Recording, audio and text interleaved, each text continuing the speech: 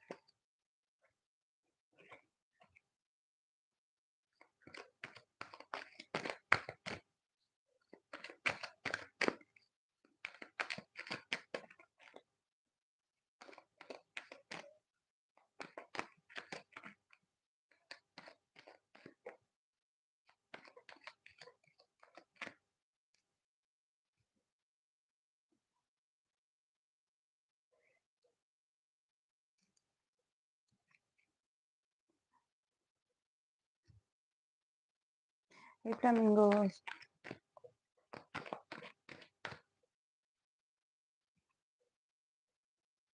Today there's a lot of humidity and my hair is crazy.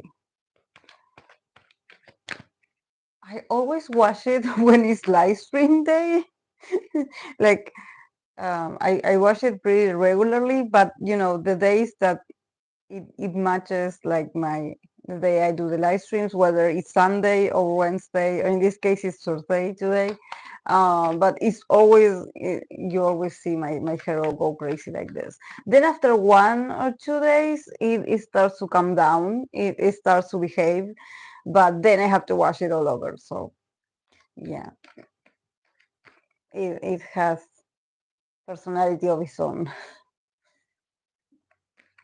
I have to go to a hairdresser, but I don't have time. I don't have time. When my hairdresser has like the time to do my hair, I usually am working, so I cannot go.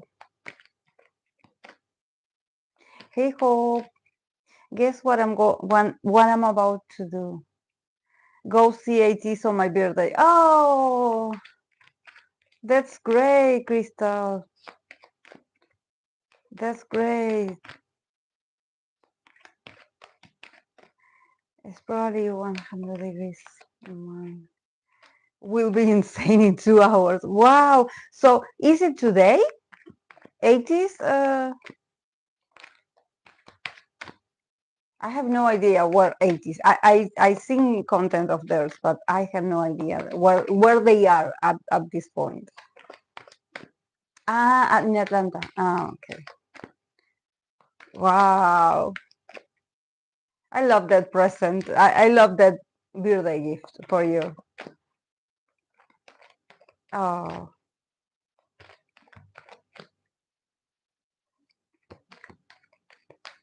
Yes, happy birthday, Crystal.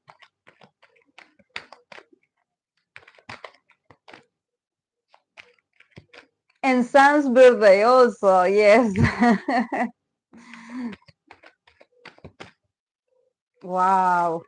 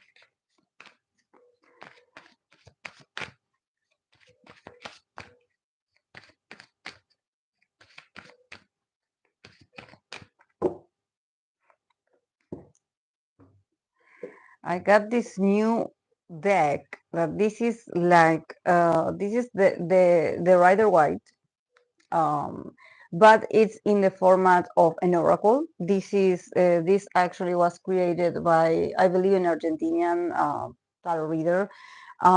It's called Rider Oracle, and it has, I believe, it has like 50 cards, and it's only with the minor arcanas, and each card has like it's not a keyword, it has a phrase on it that it sort of sums up the energy of that specific minor arcana. So I actually, this deck was gifted to me because I took a class. Actually, it is still, I'm still continuing taking classes because it lasts for around, the course lasts 2 months. But we are reviewing, certain different styles. And this person, they created this. So I got it. Yes, it's called Rider Oracle. Yes, because is the rider the minor arcanas, but it has a phrase that sort of summons the energy of the card. So it's like it can be used as an oracle. It's in Spanish, but I'm going to use it, and I'm going to try to be as faithful as I can to translate what it says here in English. But yeah, I had kept my eye on this deck for a very long time.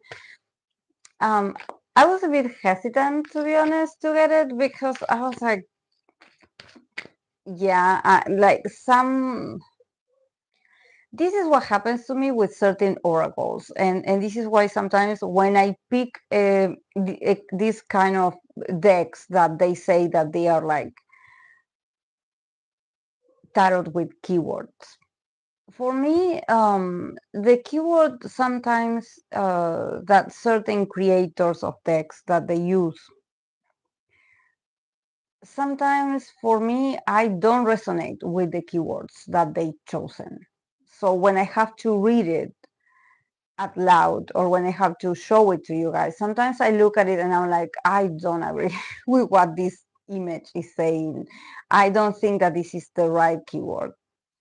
It had happened to me with any specific deck that I use, that sometimes I'm like, I'm not going to use it anymore because every time I read the keyword, I'm like, for me, this doesn't mean this. So it sort of goes against my perception of the moment.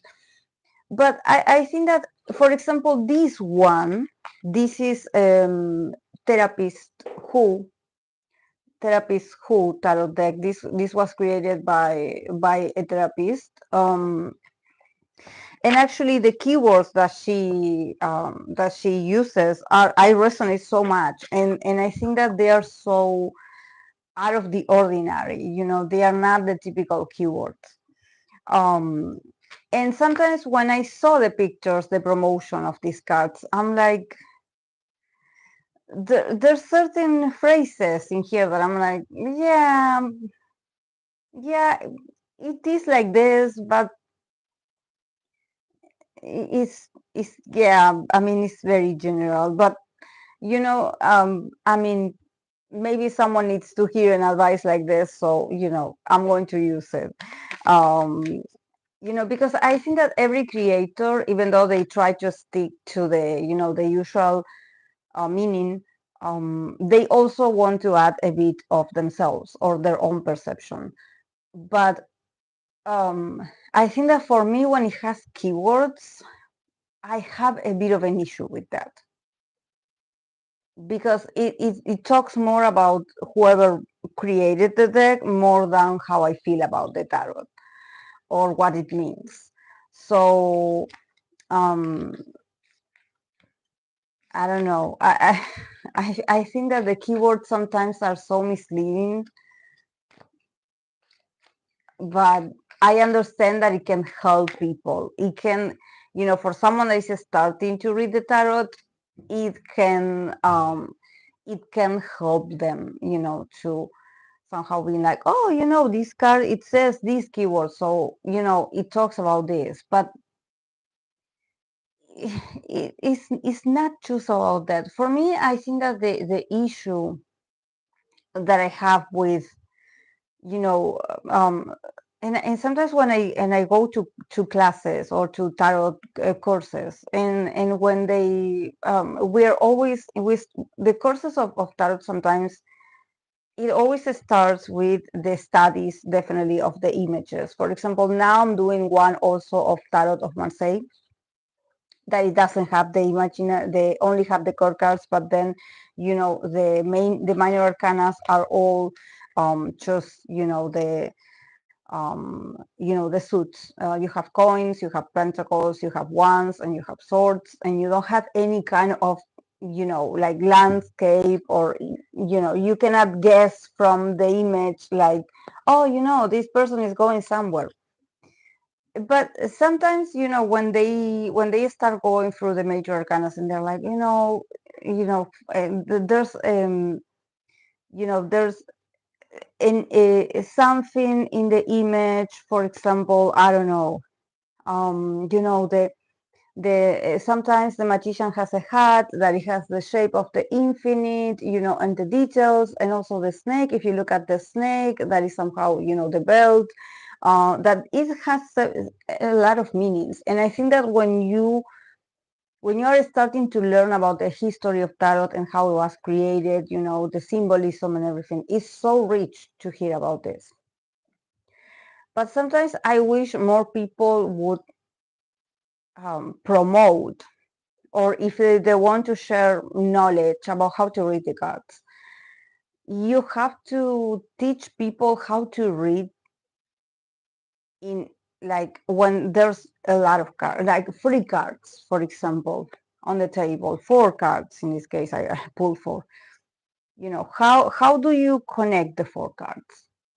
Because yes, if we are analyzing only the magician, yeah, there's plenty of history, symbolism, and you should know and study that as well, of course. But I think that sometimes people focus so much on the single meaning and the picture and everything, and they don't know how to read the whole spread.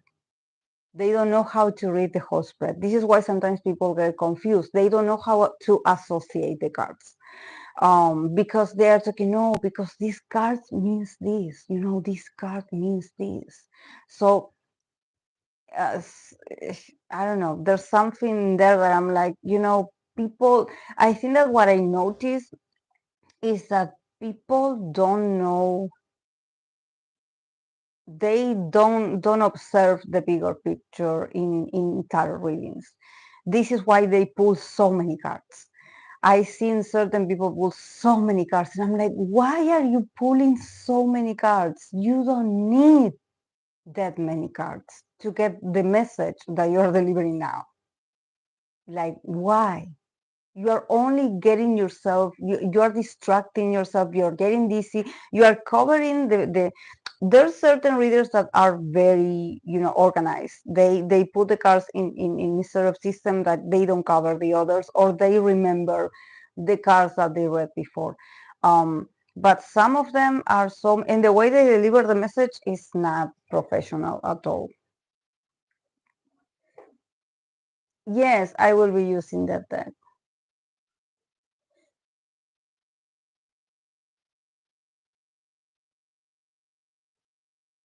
Mm, wait, what did I miss?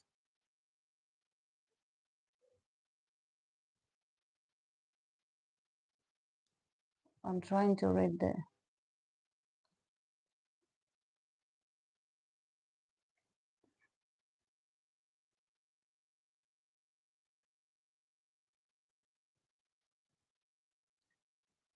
Ah, did you see the pic of B from Paris Celine show? He was flaunting his abs.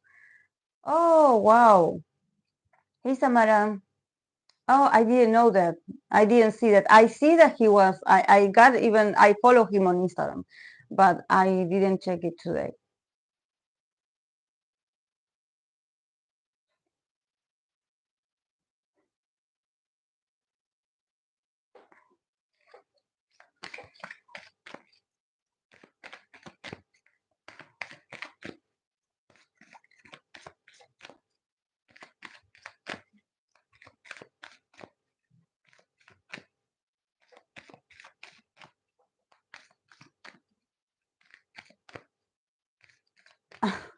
I like when they pull a bunch of cards. It looks satisfying.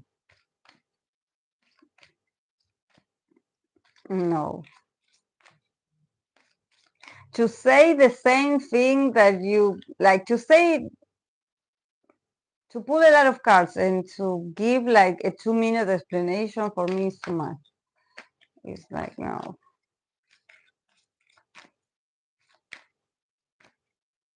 For me, it's like,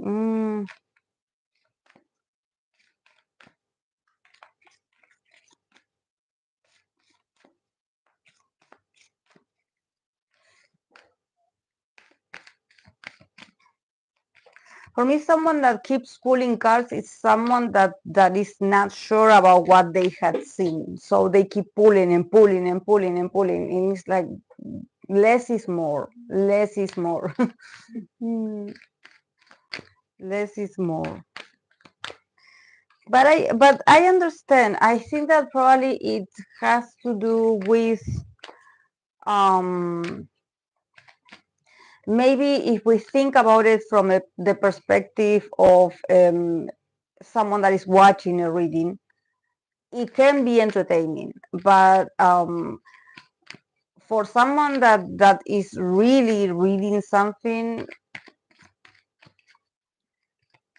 it's like you have to pay attention. You have to pay attention to the cards. You cannot keep like there has to be an order. There has to be, and if there's not an order, it's because the person itself is not very organized. So they just keep. It's more like I don't know. But I think that it probably it can be also that since it's recorded, maybe the experience is different. For me, the people that I had met a great tarot reader here in my country that she does pull the whole deck. She pulls the whole cards. But the thing about her is that first she obviously the camera is on the tablecloth and you can see the cards that she's pulling. You can see them, and she does pull free and then she pulls free, but she continues talking. There's a lot of as she keeps pulling the cards. She does it continuously but slowly, and she continues to narrate what she's seeing while she's pulling the cards. So it feels like a hypnotic kind of, and it's satisfying because it's this, because even though she keeps pulling, she keeps like there's something about the way she delivers the message, the storytelling that she has, that you see that there's a connection. There's like it's so beautiful the way she does it. It's so beautiful, and she's so and I look at the cards. This is the thing. I look at the cards that she's pulling and I'm like, yeah, that you're saying is like that, because it's a regular tarot deck. It doesn't have anything like nor a keyword. It's just a plain rider white. And I believe that she had acquired not so long ago the tarot deck of a Modern Witch, the Modern Witch tarot. She has it. But she is so like the way she does it is so well organized. And she's so eloquent in Spanish. I mean, um, and I don't know, she has such a nice vibe. She's a Virgo woman, so maybe this is why I'm like, I like her, the way she gives a structure to the reading, and how she also is very is very mercurial about, the teachings of the cards. There's something about her that is so, um she sounds like a teacher of life. She's not lecturing you, but there's something just so honest, about her that I just love. I'm like, I'm going to ask you for whatever. I just want to hear you talk. Sometimes she uses major arcanas, yes. Sometimes she does have like a very old deck and she pulls the major arcanas. But there are moments where she has two decks and she uses them both. And but it's like a 30-minute personal reading. And it's expensive, of course. But she is amazing. The way she doesn't sugarcoat anything, I love her. I love her. Mm, mm.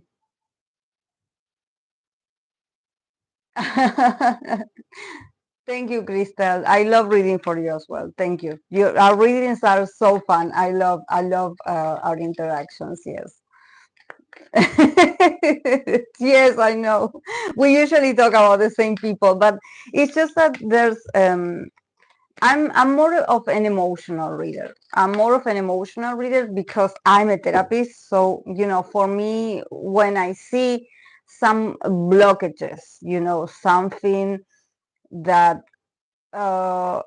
it's like, I don't, for me, it's not so much like the information or what I can say. It's just that I want you to get a bit close to, those blockages and sort of like, and the cards are also, I don't know, this is something personal of mine, but for me, I feel like the cards, when I see them, they sometimes they speak very loudly to me when it comes to their symbolisms, and they're like, tell them that they have to fix this, tell them that they have to do this. I don't give advice to people because I believe that we all have, willpower. We can choose what we want to do. Um, but sometimes the cards are like, tell them, in different um, uh, decks. I think that sometimes they're like, tell them, it's important. And I'm a bit more rigorous when I'm doing for example, when I do the readings in Spanish. Definitely, I'm more. I think I'm nicer when I speak in English. I don't know why. Maybe it's the tone of the voice that I use when I speak English. I'm more considerate, maybe. But when I do it in Spanish, I'm very straightforward.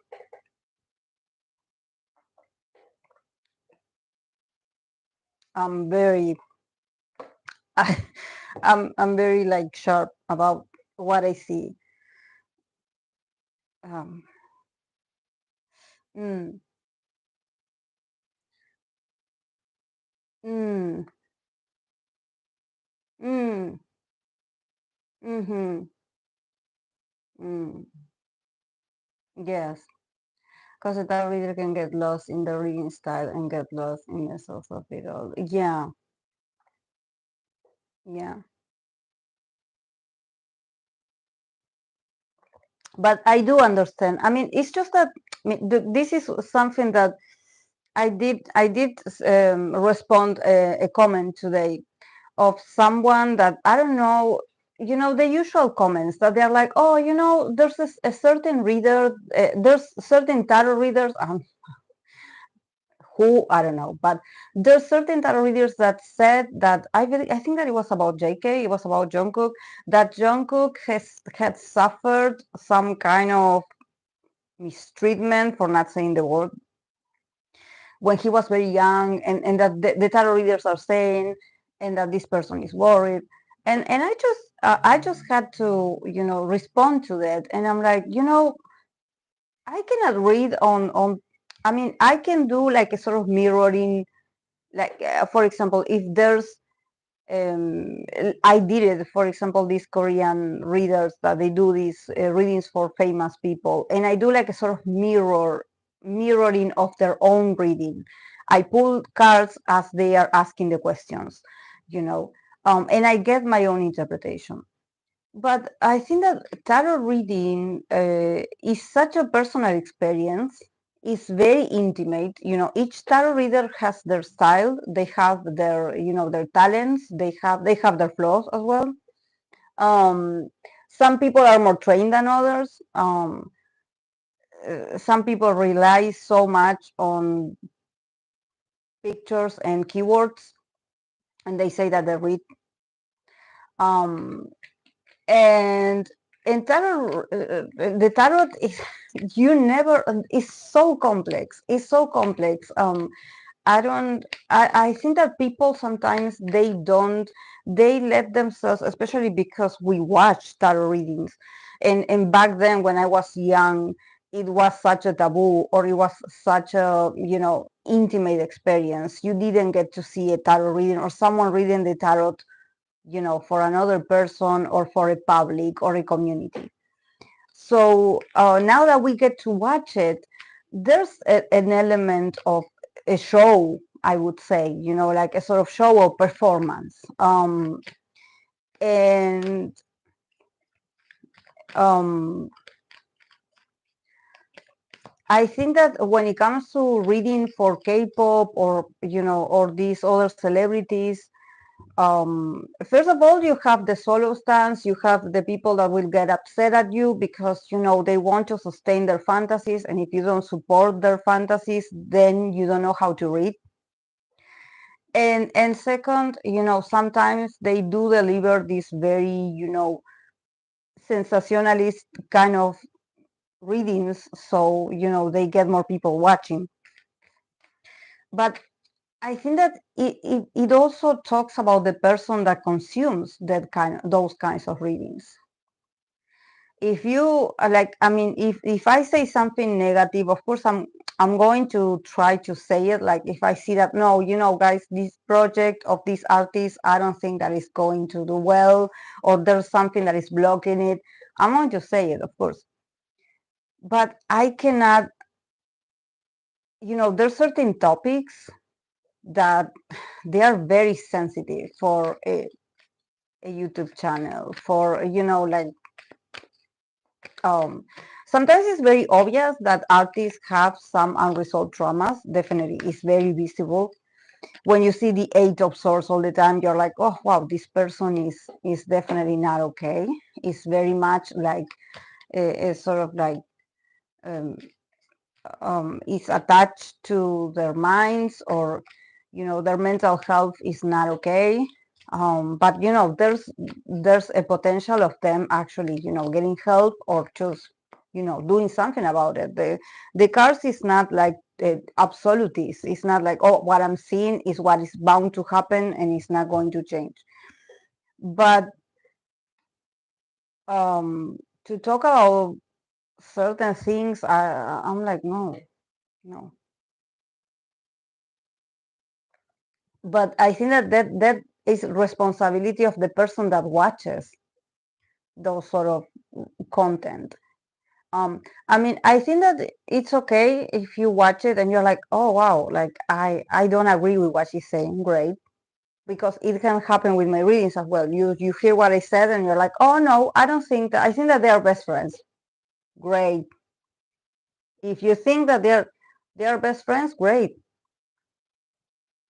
I'm just reading. I'm just reading the cards. I'm reading the cards. I'm not a representative of theirs. I read the cards. I read what the cards tell me. I'm faithful to what I see in the cards and I say it. Then if you don't resonate, well, but um, I noticed that when it comes to BTS or maybe, you know, Blackpink, there's a lot of consumerism under these people. You know, people watch all the readings, they watch all the like friendship readings of all the members, like, oh, friendship reading for this, or now this is a new week, oh, we want a reading again for JK, we want a reading again for Taehyun. Always the Magne line, it's always for the Magne line continuously. And but that's the, the hunger of the audience, and also because they know that if they don't get it from me, they are going to get it from another reader. They will keep pushing it until they get it. They will get it. They will get it. I don't see that in JK. No, me neither. No. That's why I'm like, I read for JK, and he can have a lot of things to learn and improve about himself, just like we all do. But he's a very happy guy. He's happy. He's a guy that definitely the people who train him or somehow raise him, they did a great job with JK. They did a great job with him. They really did a great job.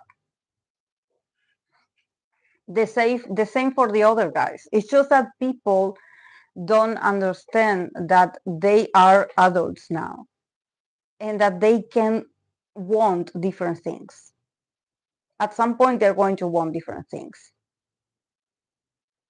They people have these fantasies of like they will be best friends forever.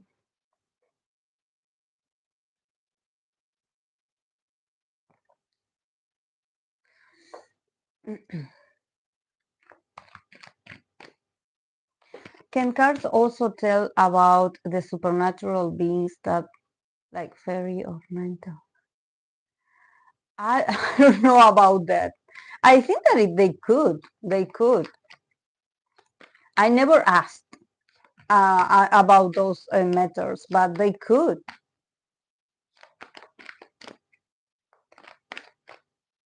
I mean, for me particularly, when I started this channel, that I usually had used the tarot decks for reading for my friends, for my coworkers, for people that I knew, acquaintances. But it was something that would happen every once in a while. After I started this channel, I started to feel like more in tune or more connected with angels, for example. I told you about this, that I was the first that I was like, I don't believe in presence, nor, it's not that I don't believe. I haven't experienced in this myself, but I had very nice experiences. Um, and I think that I had become more like a believer in the sense um, that I always um, I think that I'm always like somehow like praying or hoping that my content or the readings or what I do, that it reaches the right people. For me, it's important that it reaches. I don't, my target is not to get a lot of views and a lot of people here. No, no, because the more attention you get, the crazier the people you attract. And for me, I don't want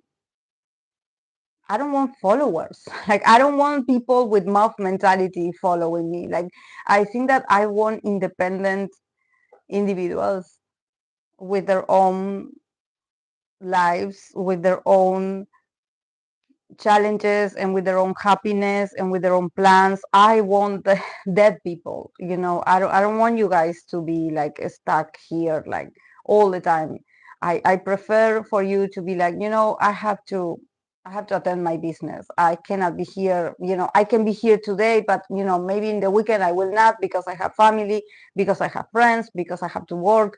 So for me, I feel like I want people to go out there and do something with the content that they consume of me. It's like, okay, be entertained, but also don't forget about you. For me, that is what is important. Um, and that is it's not very popular. That is not very popular, actually. I think that usually, the more popular channels are people that are constantly like, oh, I was waiting for you to upload a new video. Oh, I was waiting for you to do this reading. And people are hungry, are hungry for content. And I'm like, I don't want to be that for people. I don't want you guys to be like that. I don't want, like, of course I want you to be entertained. This is something that, I'm a Capricorn. I'm not very funny. I'm not very funny. It's awkward to be in front of a camera, honestly. Like, I try my best to engage with you all, but I'm not like the funniest person. Um, but I try, and I'm like, I'm going to continue doing it until the day I don't enjoy it anymore. But the thing that I was noticing is that I'm like, I want to read for a different, more than K-pop. I was like, I want to read for celebrities or for other people, like in the industry of in the entertainment business, but not just K-pop. I was reflecting about this. I was like, okay, maybe I will create a post, or I will create, you know, and I will ask you guys what, outside of K-pop, if you are a K-pop, because I'm a K-pop fan as well, but I also follow certain artists. So if you guys like it, I can read for other celebrities as well, because I'm like, I don't want to get bored. I don't want to get like fixated on K-pop, because sometimes K-pop industry and what is going on, sometimes it's so draining. It's so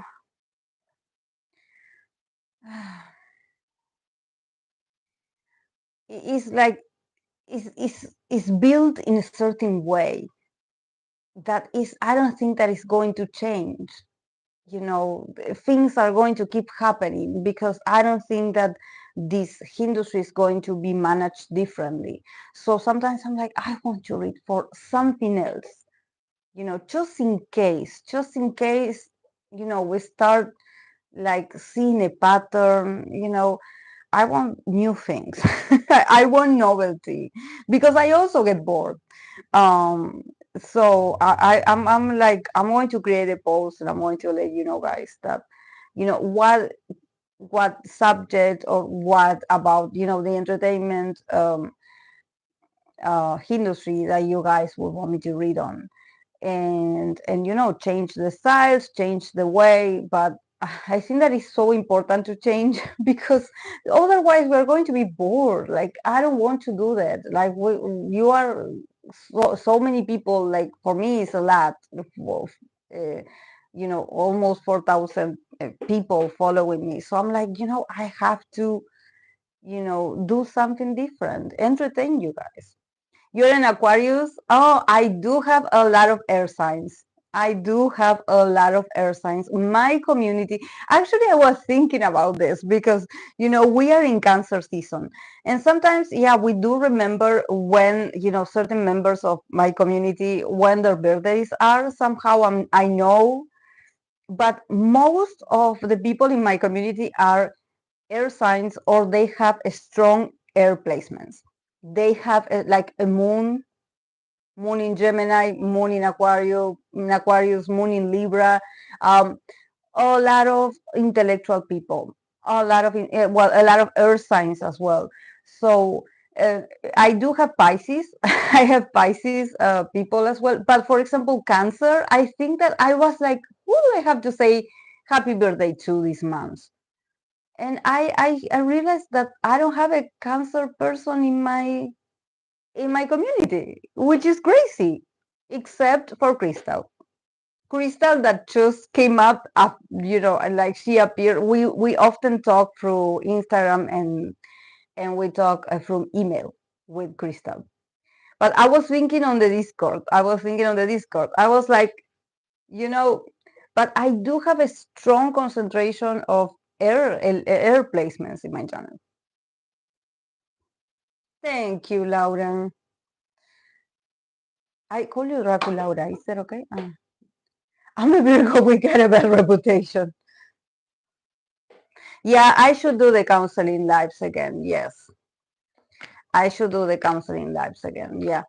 I think I will manage to do them on Friday, the counseling, on Fridays I will do them. Next Sunday, I'm going to do Korean actors and actresses. So get ready. mm, yes, moon signs, or there's people that have a strong air placements. That's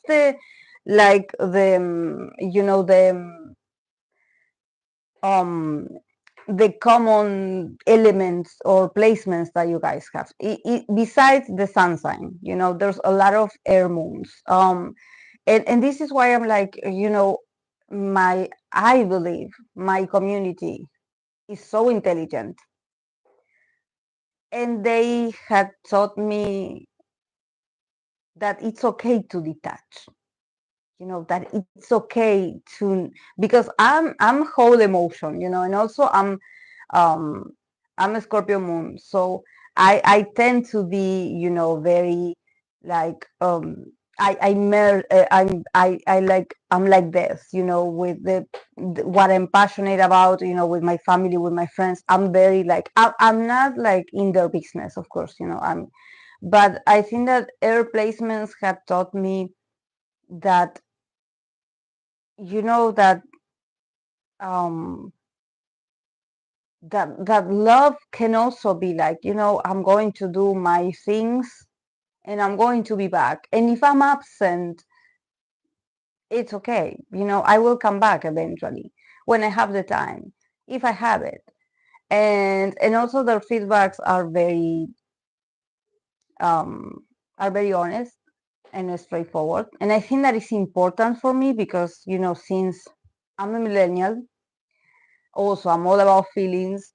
So I'm learning from, the new generation, the generation C. um um um I'm learning from them, about like, that we can have a nice relationship, but it's not like they will always be attached to me and all the time talking to me, you know so I have a Gemini. Yeah, I have Venus and Mars in the first house, the house of Gemini.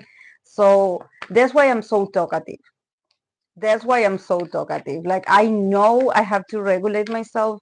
I know, but I love communication. I love communication. I love to communicate with people.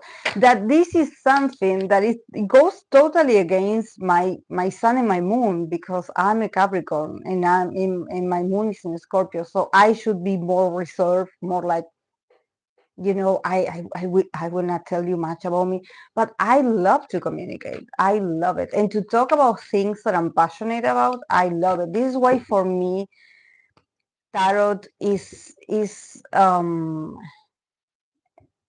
like, it seems like, I defend so much these 78 cards, because you don't need some fancy tarot decks nor thousands of tarot decks. You can have choose it right or white, and choose. You don't need keywords, you don't need extra oracles. These cards will tell you what you need if you are paying attention. If you know how to read, they will tell you what you need to know. They will tell you. So, maybe because I'm from a time where it was so difficult to get this deck, that I had to use like playing cards that we had at my house, that were like the system of playing cards, the Spanish cards for playing games. Um, and I remember those Spanish cards. They only had like the ones, the source, and I would write the meanings in here, and I would study them. And they only had like 40 cards in it. There were no major arcanas, and I learned with that. I started my journey like sort of self teaching myself, because there wasn't many like books or anything. I would teach myself. And then I got my hands. Then when I started working for the first time, I was able to, to buy a tarot of Marseille tarot deck, and and then later, much years later, I was able to get a Rider Waite. This is why for me, it's like, for me, tarot is, I think that learning tarot, you have to be present. And I think that that's something that many people today you cannot do. To book a tarot reading with someone, even if it's online, even if you don't have to meet face to face like we used to back then, you have to be present, to understand, to listen, to observe, to pay attention. You have to be present. If you want to learn how to read tarot, you have to be present. If for some reason you are distracted, you are confused, you have tons of things in your mind, and you cannot sit still, because you're like, oh, she's taking forever, she's talking too much, oh, well, look what she's saying, it doesn't make any sense. That means you are not paying attention, you are not ready to receive the message.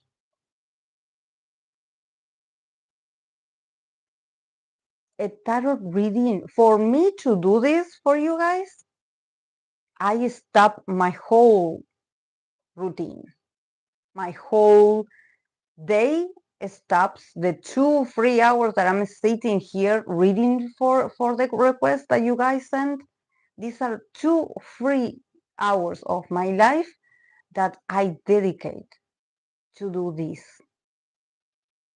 very, like, in presence. I cannot be distracted. I cannot have, like, what if I had like reggaeton music playing on? Like, what if I had, children coming in, my cats, that sometimes I get annoyed at my cats. I'm like, I tell my dad, please lock the cats away because they distract me. And this is because for me, this is about respect.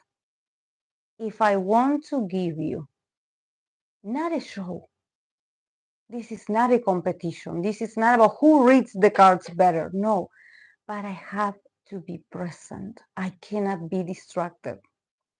I cannot be distracted. I cannot. I have to be present. I have to observe the cards, read the messages, make sure that this mic doesn't run out of battery and you guys help me out. Make sure that the lights, that the dog next door, the dogs don't bark. Some things I learned to let go, like, external issues or noises. I cannot prevent them, but you had seen me. I had traveled around my house. I had gone upstairs. I had built upstairs, then go here again. Then even I believe I did live streams on my kitchen. Then I came here. We built this tiny room for me to have this moment. But see how I want you guys to have this. I don't care if the timestamps is like, I will go straight to, because I want to hear the reading for the actress Mun Kayoung. I don't care what she says in the intro. I just want the reading. I don't care, but I want I want you to be like, wow, she's really reading the cards. She's not like, she's not like saying whatever just to impress us and give us a show. Because this is the thing, guys. Sometimes it's really hard for us, professional tarot readers, for us to be taken seriously. Sometimes people think that we are a joke. Sometimes people make fun of tarot readers. They are like, what are you doing? Like, go. go find a real occupation, or you're just making that up, or you are a witch, all those things. And those things, I grew up with those limited beliefs. I was scared of telling people that I read tarot, even though I knew I was good at it. I actually, maybe, if I paid attention to and if I kept continuing, reading the cards, from maybe a younger age, if I had dared to be like, I don't care, I'm going to keep reading, maybe I would have become, a famous tarot reader in my country or in my community. But no, I decided to do this at, 35, 35 years old. So you can all start whenever you want to. But for me, it's a responsibility, because um, what I say, what I deliver, is my responsibility. I have to be truthful to what I see, of course, but it's my responsibility. Like, what are you communicating here? And for me, it's like, I want to help the fans. The fans want to know. The fans want an answer. The fans want to know if this is going to be okay. I want to give them. I want to use the tarot to help them. So, but it's the whole process of self-acceptance as well. But I understand why people, here in my country, this is why I don't do live streams in Spanish, and I don't do live streams, on TikTok, or I don't do live streams on Instagram or in Spanish, because I seen what they do to other tarot readers. They are like, "Oh, you're a witch. Oh, can you do this spell for me?" I know there's tarot readers that they do sell spells, and a lot of other things, services that they have, and to each one their own business. But for me, I'm like, no, I don't want my audience to be dependent on the tarot. I want my audience to have options. I want you to have tools. I want you to have like a sort of guidance to move forward, because I want my audience to move forward. I don't want you guys to get stuck in your life. I want you guys to keep advancing. I think that we need more people that can help us advance in life, and not get attached or get stuck, because times are tough in every part of the world. This is why I'm happy that I know a bit of English, because by knowing a bit of English, I got to know all of you and your different circumstances all around the world. I know we are not having the best time. We are not having the best time, but we still reunite, even virtually. So for that, I'm thankful that I know English. I'm thankful that my dad paid for a school, a bilingual school. Not bilingual, because we had to. Is it trilingual? we had to we learned two languages. Um, but back then, when I was very young, to go to those schools, it was very expensive. Even though I'm an only child, my dad, he had a regular job, and it was expensive for him to get me to have English lessons. So this that I'm doing as a tarot reader, is a way to also honor all the English lessons that he paid when I was young. so so yeah. Thank you guys. Yes, I also don't tell people. Yeah, because people think that I don't know. I'm like, you know, we are all energy. It's just that I understand, because I'm someone that I'm also, I think that it's nice to get a message, and sometimes the message is like, what you need to hear in that moment, and it helps you if you pay attention. But what I don't want people to is like, oh yeah, she said that I'm going to do well, so I'm just sitting here and waiting for things to happen. She said I'm going to meet the love of my life soon, so I'm going to sit here and wait for the love of my life to knock on my door. Like, no, guys, go to work, get to work. I'm sorry, this sounds very Capricorn, but if you want things to happen, get to work. That's the magical recipe. Just go and get things done, please. Just go and get things done. Don't stop moving. Don't stop moving. Don't stop moving, please, because no one is coming to save us. Mm-mm, mm-mm. I wish I could tell you, like, no, there's someone that is coming to, to save you. I wish I could say that, but no, no. Hey, Chachalino. So people are weird these days. Well, I mean, I think that people had always been weird, but I think that people are very individualistic today. So it's like, if they want to do better than you, and you probably, you don't know that you have a hater very close to you, but you have it, So um, yeah, so choose, move move, change. This is why sometimes I'm like, guys, give me new names. I want to do something different. I want to read for new people, because I'm like, I need my energy to move. I need my energy to move. If I don't move, um, I feel um, like I'm going to lose the passion, and I don't want to lose the passion, because I love tarot. I love tarot, and I love the community. I love who we are, the people that we are in the community. I love you guys so much. You had been with me in these 4 years, 4 years or so, four, that I have the channel. So, and we are all very mature, even if I do have very young people in the community, but they are so mature. They are so mature. And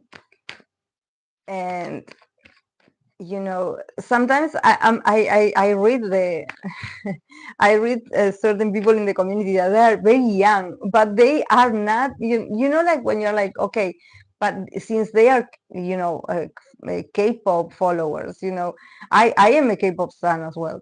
But sometimes I feel like I'm more childish with the things that I share about my biases than them. They are more like serious. They are more like humanitarian, And I'm more like, oh, look, he looks so hot in this. Oh, look, she looks so beautiful in this. I'm very superficial.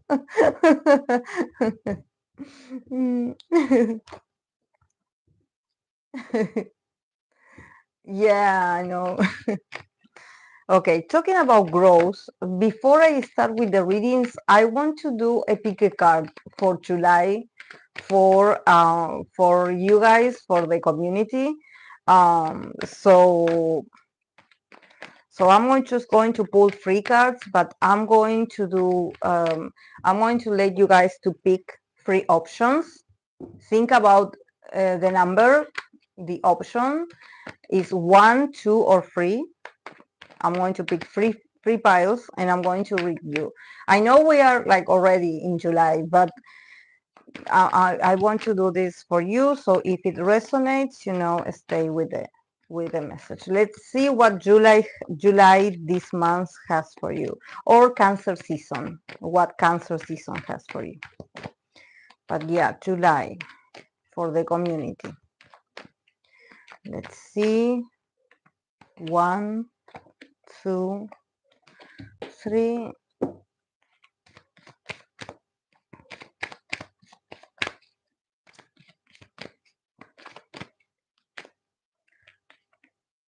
One, 2,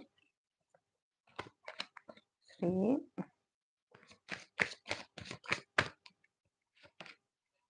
1, see. Okay. Think about the option 1, 2, or 3. Okay. For the people that chosen like the first option, the first pile, we have for these people, we have the cards of the 7 of Wands. We have the card of self-acceptance, and we have the Page of Wands. And the phrase that it says in here, it says, an error is not a failure. It's the door that opens to the eternal apprentice.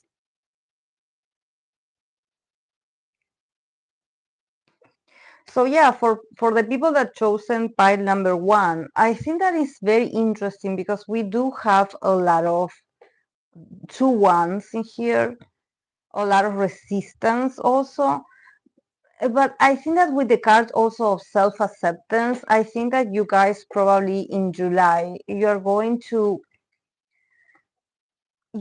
continue this it's very challenging. It demands a lot of force, even I would say physical force of you guys to, to reach to the level of self-acceptance. Maybe there's something that happened, maybe last month you had some challenges or you had some difficulties or you had some issue with people, because with the 7 of Wands is giving me like, like you are already somehow on the defensive, and there's something about you not accepting yourself, and with the Page of Wands is like someone that probably is trying something new, or maybe you guys are starting a new journey, you are daring yourselves to start all over, or you are putting your whole energy, your whole passion into building something new, and maybe the results are not that positive yet, or you cannot see the results, or you feel a bit on the defensive about like, okay, will people like this of me? Maybe this was a very abrupt decision, or if you are investing in a new business or in a new activity, maybe you feel it in you that you have people against you. So there's a bit of like, there's a long road in July about self-acceptance, about like, you don't have people against you. It's just that maybe this is a risky move for you, with the Page of Wands. Maybe you also feel it. You feel like, I'm putting a lot of myself, maybe I launched myself too hard into this new adventure, and I didn't study very well. I didn't prepare myself that well. I just went along and I didn't, sort of study the consequences. I didn't pay that much attention. I just knew I had to do it. I knew I had to start this. So there's something about you being in this apprentice in this process that is making you feel uncomfortable, like, like a bit insecure, but also a bit like, don't tell me anything negative, because I'm already under a lot of stress, or I already feel pressured, because I pressure myself, very competitive people. And maybe something happened that you guys are on the defense. Like, it's like maybe you did like a tiny error, or you made a mistake in the initial stages of this journey, and you're sort of like punishing yourself, and you're angry at yourself because like, why didn't I say this, why didn't I see this mistake? And it's like, no, you're just starting. It's normal. This is a new beginning for you. This is a new process for you. Don't lose sight of what is important, and also congratulate yourself for being very courageous to start over into this. But also accept yourself. Accept yourself when you mess up and when you do great. It's like a self-acceptance. The road is not going to be, perfect. It's going to have certain interruptions. It's going to be a bit messy, but as long as you want to, continue learning and continue in this process of being an apprentice, let this journey surprise you and don't lose the passion for this.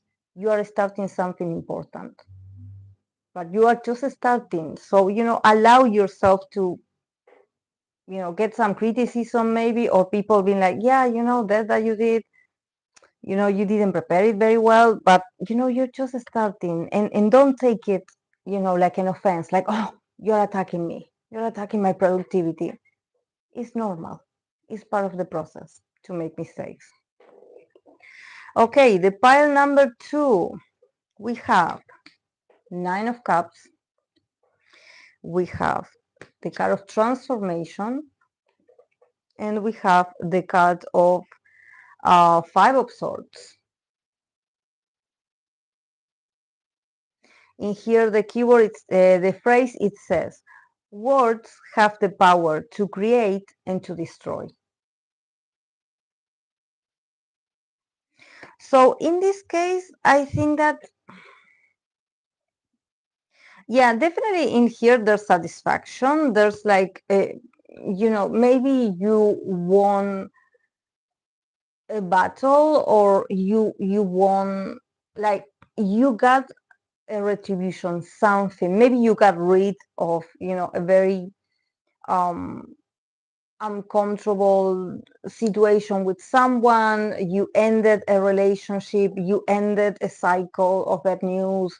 It's like you're transforming yourself. You're maybe doing some detox in your relationships, because with the 9 of Cups, it's giving me that it's emotional, like I'm satisfied with myself because I'm feeling like now I'm better, now that I don't have to deal with certain people, or now that I'm no longer friends with these people, or I'm not seeing these people. So there's something about, like, on my own, I'm actually doing very well. I'm satisfied. I'm satisfied with my results. And also, like, I see that ever since, I stopped talking to certain people, or I am avoiding certain situations, I'm transforming my life. Like, my circle is not the same. I am not the same. And also, I'm proud of myself. I'm satisfied. I'm so proud of myself, because I'm prioritizing me and what makes me happy. And I know that my cups are full, because I have a lot of desires, I have a lot of vision, I have a lot of plans, like I'm doing a lot of things for myself, and I'm so happy for myself. I'm so happy for this transformation that I have been, creating for myself.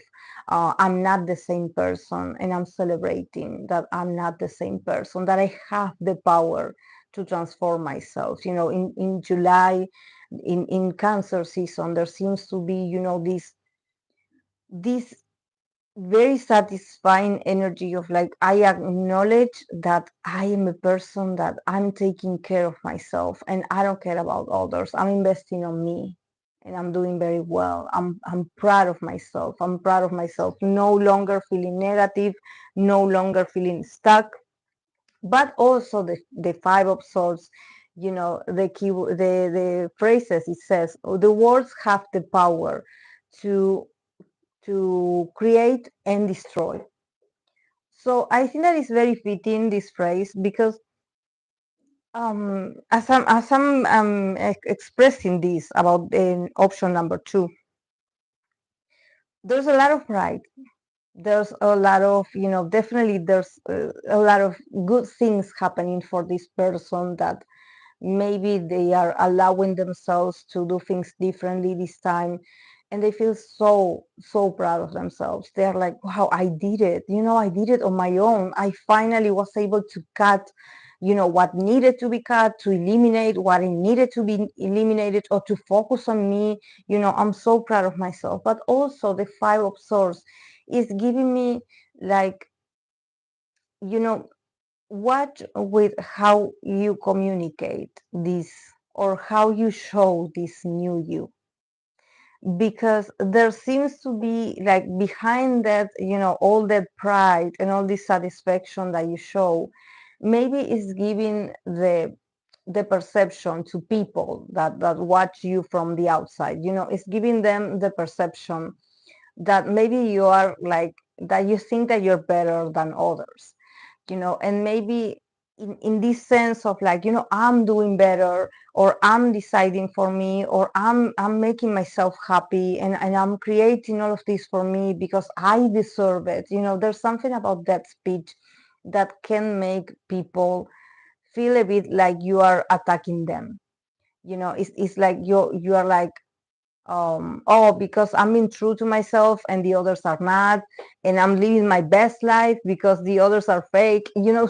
So with the Five of Swords, it's like, um enjoy this transformation, but don't, if you can, don't share that much, or don't, if you're going to post something or to share a message online, don't do it from a place of like, because I'm doing better, and well, what happens to the others, I don't know.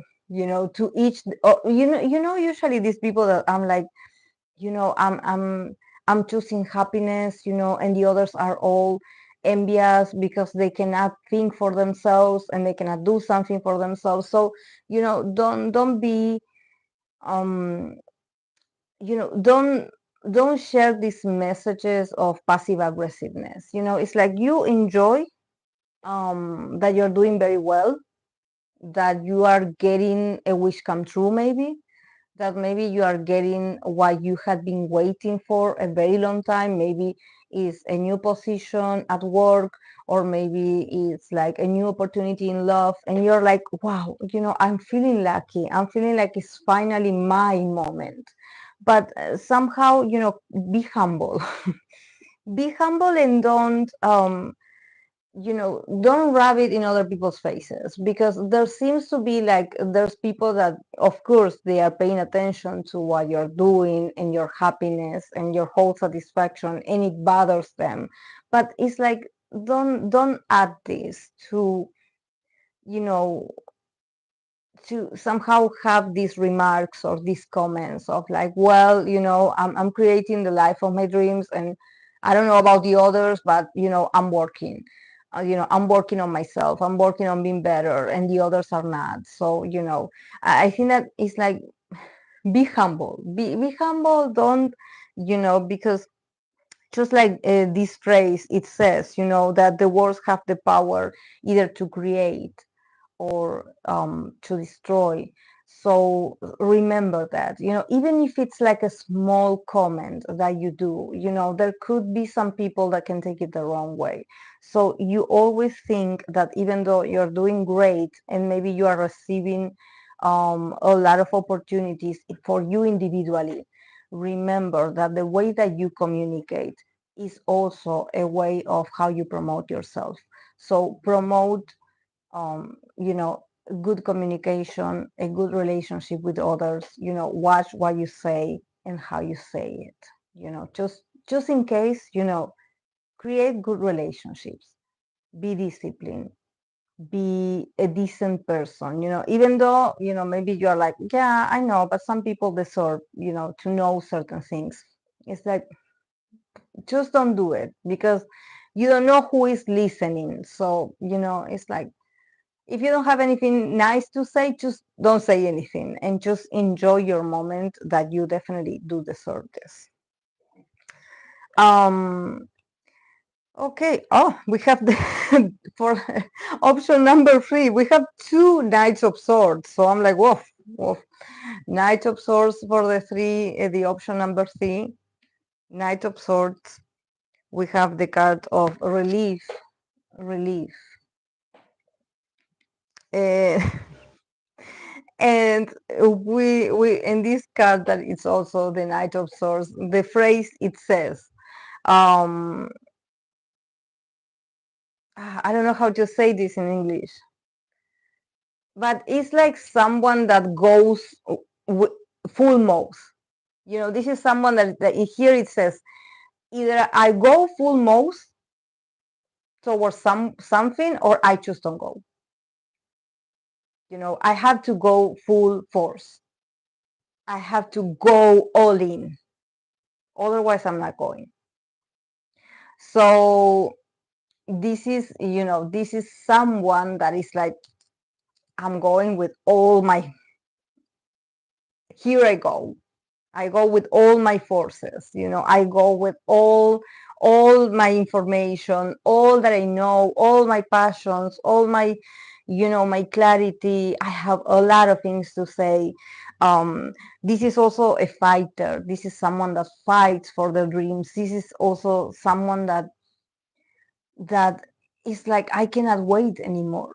I cannot be, for me, the Knight of Swords is definitely someone that they don't measure themselves, when they love you deeply, and when they don't like you, they don't like you, and they will let you know, you know they don't have like a middle ground. No, it's all or nothing. It's like this. And I think that in this case, with the card also relief, there's something about maybe, the people that had chosen option number 3.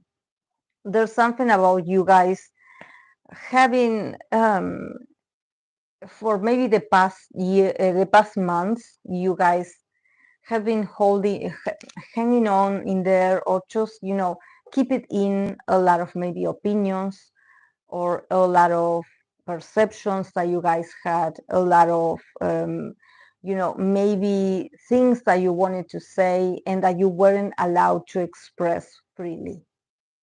So with the kind of relief, there's something about like, okay, I have to let go. I have to I have to release it. I have to release it. I have to release it. I have to be honest. I have to be honest. When where I'm going full force. I'm showing up like this, with this energy, with this strength, with this fast pace. The Knight of Swords doesn't wait.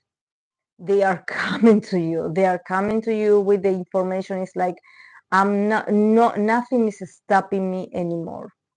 This is why we have the card of relief. It's like whatever was stopping these people, maybe their potential, their ability to communicate, the right to communicate. Maybe they felt very restricted in the last months, and now there's like, the gates are open. The gates are open for these people. Maybe you guys will have to defend yourselves, or you will defend your poster, or you will, I don't know, if you have to study, and it's like, okay, I have to give my finals, or I have to get my papers, or I have to go and defend my work, or I have to go and say something to the justice, or I have to go and show up and just go full force, because whatever you're facing in July, it demands a lot of bravery out of you. And I think that you're ready. You're ready. You probably have been waiting for this moment for a very long time. This is why with the card of relief, there's something about like, I'm finally liberated. I'm coming to face this. And I'm doing this with bravery.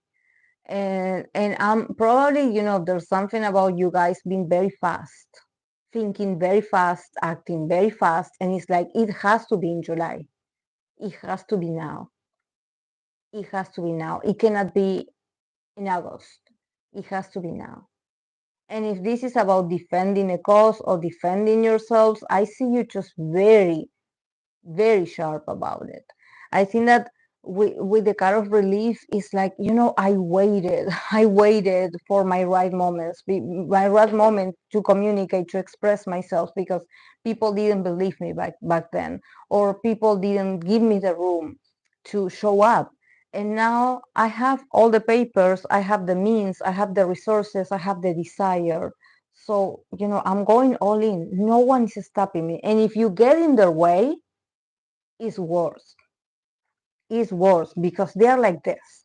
They are like this. So I don't know why if you guys are like submitting a project, an idea, if it's about your education, or if it's about an important presentation, or if it's you talking to someone about a very important conversation, that it has to do with truth, it has to do with justice, it has to do with, finally I'm speaking up. So it feels like a very Gemini kind of energy, very fast moving, and it's like talking, communicating. And it's like these people don't hesitate. They already know where they're going. They already are on their way, because there's something about, the time is up. With the card of relief, it's like, I'm liberated. I don't have to wait anymore. I don't have to hold back anymore. I have to act fast. I have to be smart.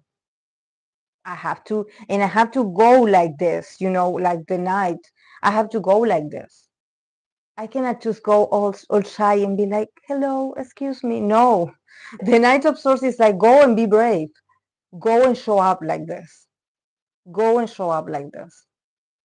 Don't go, don't go all like in the middle ground with the low energy. No. Prepare yourself. Prepare yourself.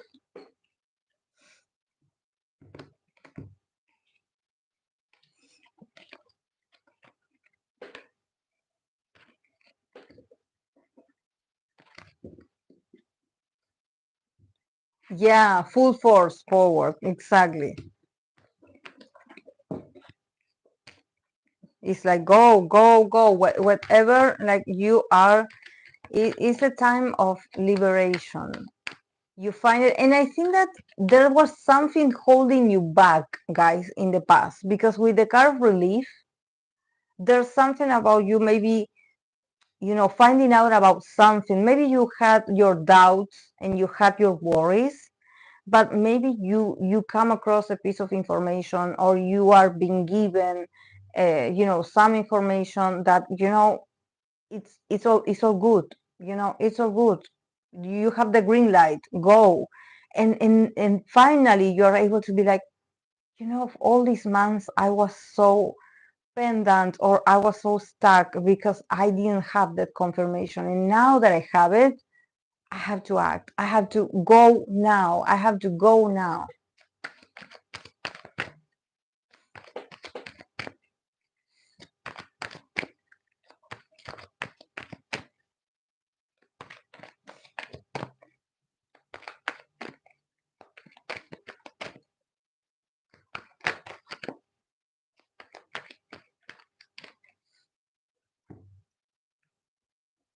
Let's see if I can.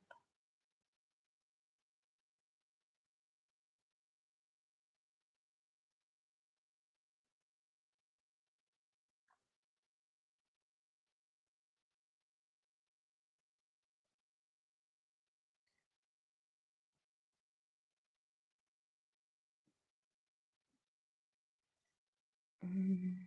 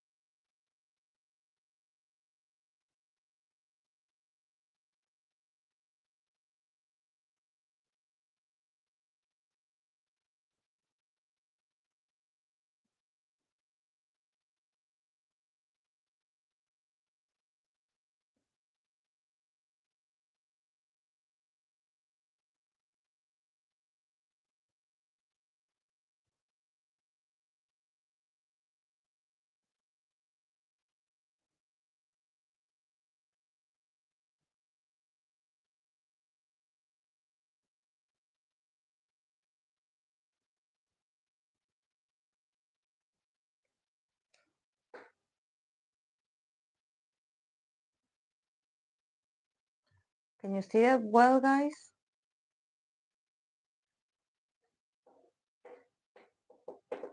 Hey, Fluffy.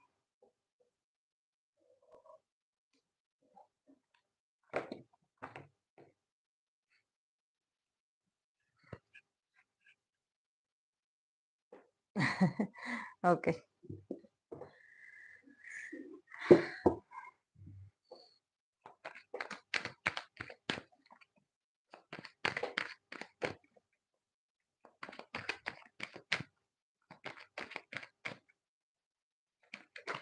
Yeah, so next Sunday, guys, get ready for get ready for K-drama actors. I'm going to create probably tonight the community post so you guys can leave your favorites. So yeah, next Sunday is all going to be for Korean actors. And then probably the other week, I'm going to do the next Friday, not this one, the other one. I'm going to see if I can make it this week, but if I cannot, I'm going to let you know to do the counseling questions, for Fridays, because the winter not holidays, the winter break for for schools are very close. This week actually it starts. This is like the final week, then the next starts, so I'm going to have free time.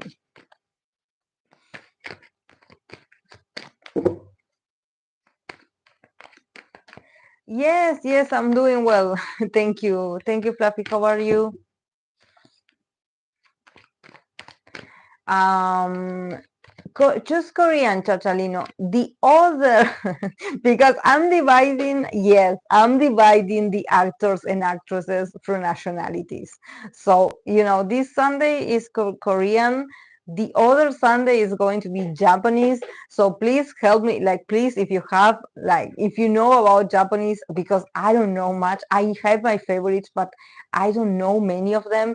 So if you do have some Japanese recommendations, some actors and actresses, please save the names if you have them, because it will mean a lot to me if actually there's like different recommendations, because I don't know much. I know a few, so I hope we can get a lot of names. In Chinese, we did get a lot of names, thank God. um, and well, for Korean, I'm sure I always am reading also for Korean artists, so I'm sure that we'll have a lot of names as well. But for Japanese, I don't know. Let's see how it goes. Yes, it's winter in Argentina. Yeah, we do have in school, there's like, instead of you guys that maybe over there in the other side of the atmosphere, you guys have like summer breaks for school, we have winter break. Now, I mean, we do have the summer break in December.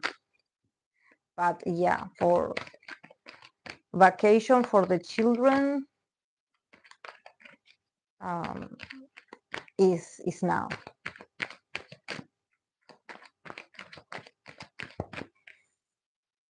So yes.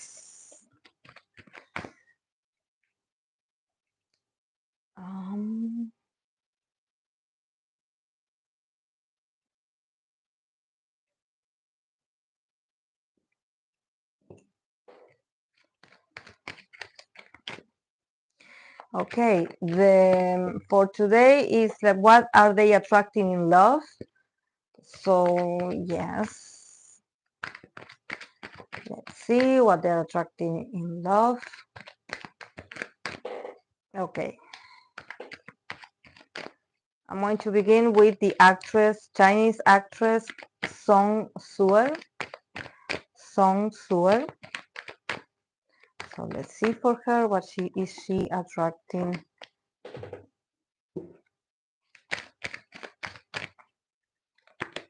in love.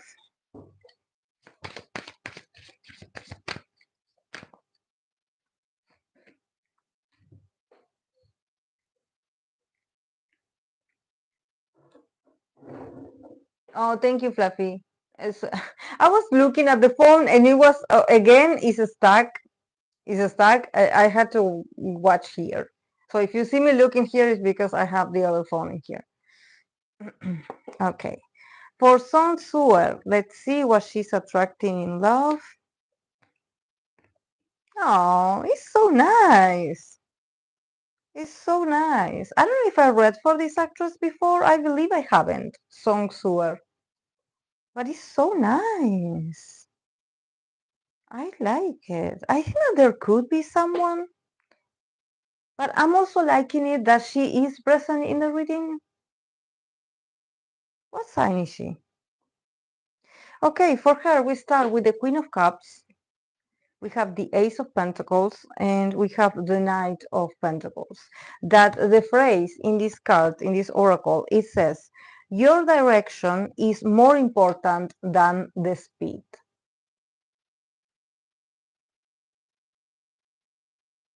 You know, and it's very fitting actually, because, you know, usually when we see the Knight of Pentacles out of the other knights, you know, usually the Knight of Pentacles has this attribute of being the slowest, the very slow one, or out of the four of them. So it is definitely, it shows the phrase is very well done, because it says your direction or where you're heading to is more important than the speed, you know, than how fast you're going, you know, where you're going towards is more important than where, you know, what, how fast you are going, you are getting in there. So it's really, it's a really well, I think that this is one of the phrases that I'm like, it is, yes, it's fitting. It's okay. It's very well done. Um, because sometimes, you know, we think like, oh, you know, we'll see if, of course, it depends with the other cards, you know, but sometimes the Knight of Pentacles is very slow. So, and especially if we think about, you know, romance, or if we think about, you know, expressing your love or doing something for a relationship, they are very slow in deciding themselves if they actually want someone, if they're going to do something about it. But in this case, it's very positive. We have divine light also for Sun Tzuer. I do like it. I do like it for her. Honestly, I think that she's building a good life for herself, and it's very interesting because we have pentacles, you know, we have her represented as this Queen of Cups, you know, that is that she's very open to love, you know, she maybe is a very sweet, she's a very sweet woman, you know, she maybe is very sweet, very sensitive, um but also, you know, despite of her maybe in the past being romantic or dreamy about love and relationships, you know, and maybe having certain fantasies about like, oh, you know, I want my partner to be like this. With the pentacles, I think that the cards are like, you know, you somehow are, you know, maybe she's, you know, earning more money, or she's much more stable in her incomes or in her work or in her professional life.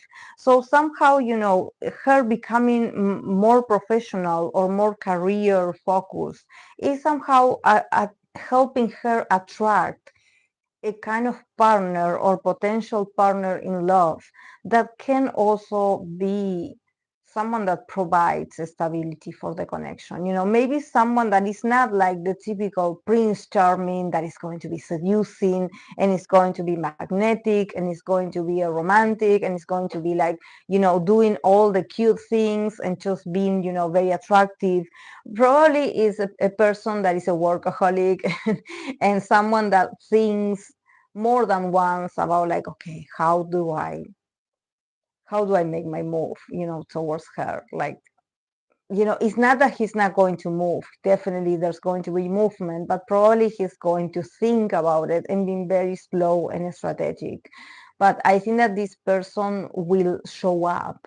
You know, this is someone that with their presence, you're going to see that, you know, there's interest in there. This is why, you know, this person is always there supporting you, helping you, assisting you, making sure than you have, what you need.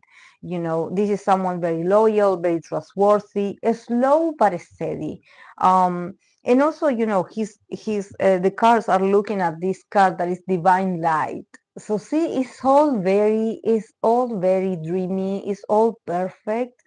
And actually it feels like it was it was a gift from the heavens. It feels like her love life is protected somehow, or maybe she's meant to find, that not just she's attracting probably a good partner, but also she and this relationship or potential relationship is, divine, or is special. It's not the typical relationship, or probably it has the potential of being, a kind of relationship that is well aspected, that it's very lucky, or it's very good for both of them. It makes them shine. It makes them, maybe gain more recognition, maybe being more successful in different areas. But I think that she's destined to, attract a very loyal lover.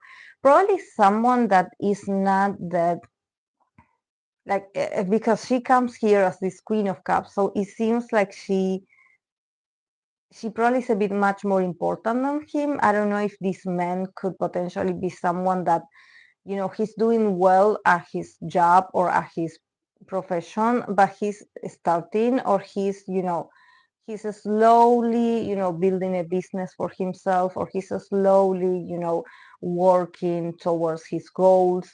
I don't think that he's that famous as she is. Probably someone that is just starting, but is someone that is very hardworking. And I don't know if it's like another actor. It could be someone that works in a different area. But there's success in here.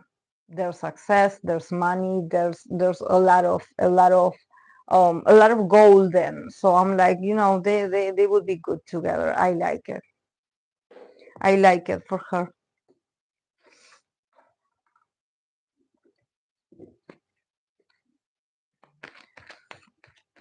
Oh, thank you, Chachalino.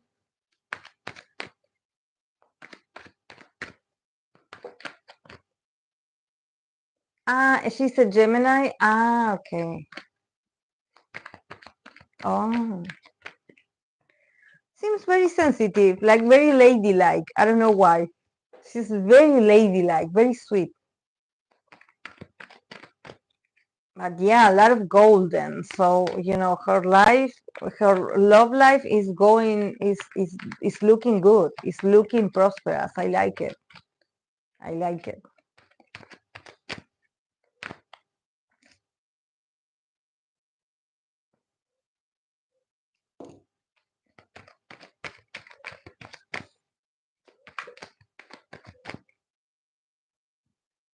Mm-hmm. Yes.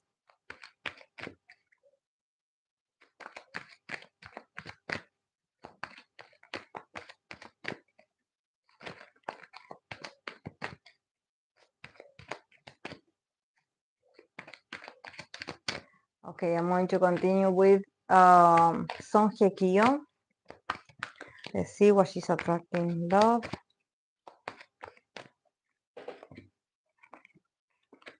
Hye Kyo.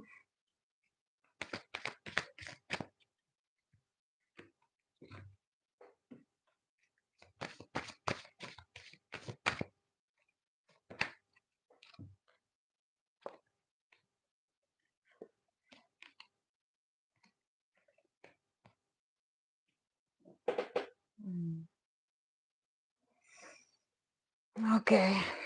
Okay, for Hye Kyo, we start with the Ace of Pentacles. We have the Two of Swords. And then we have the card of the Moon. Actually, it's very interesting because it's the Moon card, but it's also the Five of Cups in the middle. I don't know if you can see it. It's like the mix of both cards. But of course, since this deck is based on the minor arcana, definitely it's the five of cups. And it says, the only way to, I don't know how to say this in English, is this, how do you say to get rid of toxicity? This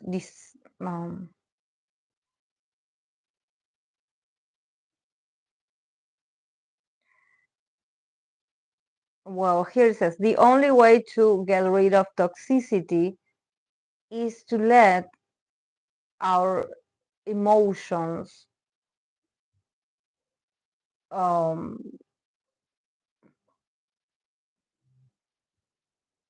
how can you say this, to go all out, is for the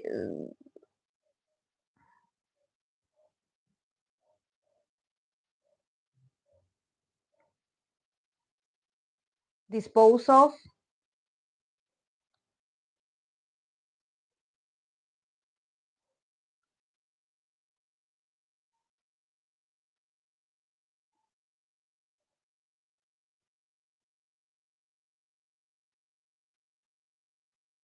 mm, yeah, cleanse. Detoxify. Let's see, the only way to detoxify or to cleanse, yeah, but it is, it's about stop being toxic. So this is why I'm taking the detoxify, because it's not about literally like organically like you getting rid of toxic. It's more like you know the toxicity of the past or past emotions, because we have the five of cups. So it's like you getting rid of those old toxic, not behaviors, but it's like those toxic feelings, those toxic attachments, those things that are still in there, and the only way to get rid of that or to cleanse, to detox of that toxicity, is to let the um the cups to overflow, let them overflow, let them, let them flow, let them all pour themselves out, let it flow.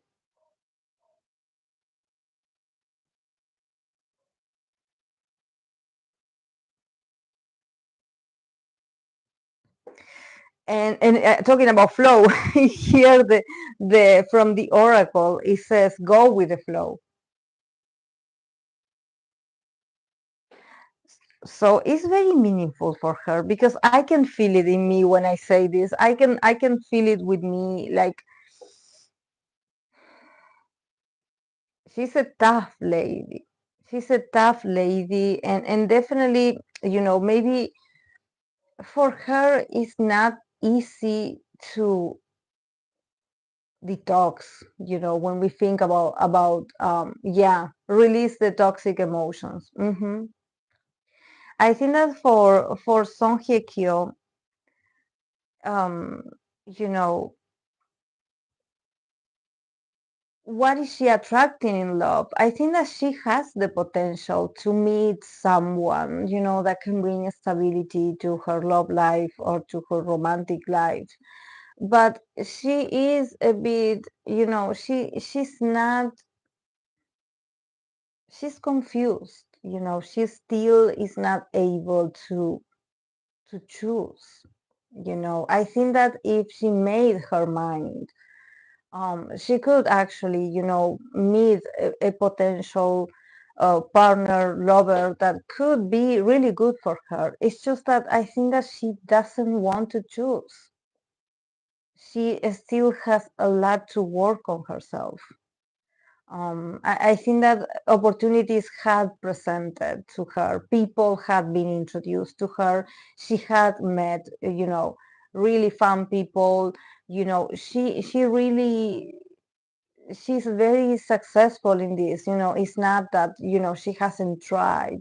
It's just that maybe, these people do or say things that it puts her in a very uncomfortable um mood, when you're like, thank you, I'm fine. I'm just going to go home solo. um I think that she's not impressed by, whoever is enters her life. Definitely I do see a lot of influential men as well. These are not regular men. These are men with power, with positions, important positions, people that, are very influential, or they're doing very well in their lives, in their careers. So, but it's her, the one that is like, I'm not sure. There's something about them that is like, uh, it's like it could be, but it's not. They could be good, but there's a part of me that I'm like, I'm not sure. So she pulls away before it becomes nothing. Um, but yeah, with the five of cups, she still has a lot of unprocessed emotions. She just doesn't allow the emotions to really go all out. She really, she's still mourning. I don't think that she's mourning a relationship. I think that she's mourning who she was. There's something about her, you know, detoxing, and for her, it's not easy. It's not simple as people would assume.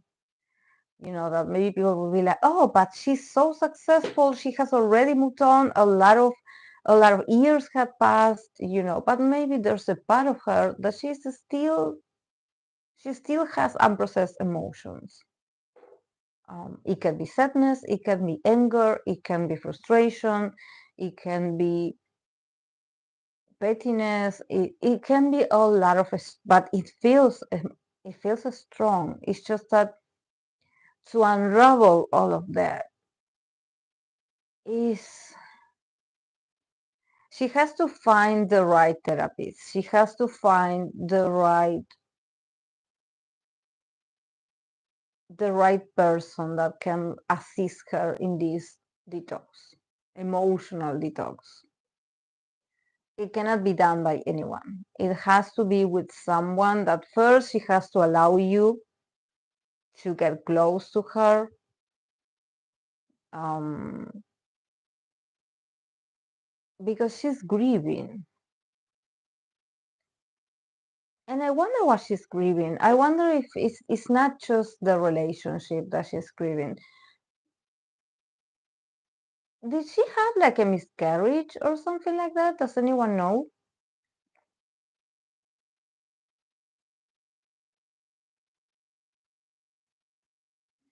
Because it feels deeper.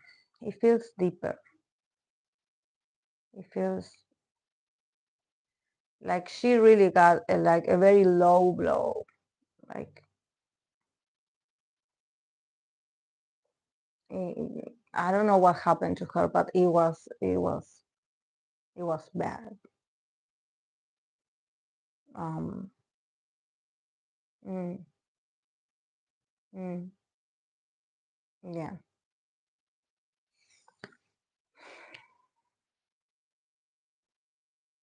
But I think that this is the thing. I think that there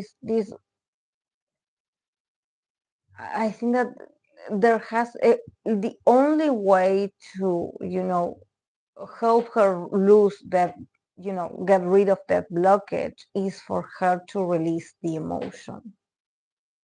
It's like she has to get in touch with that deep feeling, with that deep emotion. She has to feel it. She has to go through this. Maybe it's like an old memory. Maybe it's like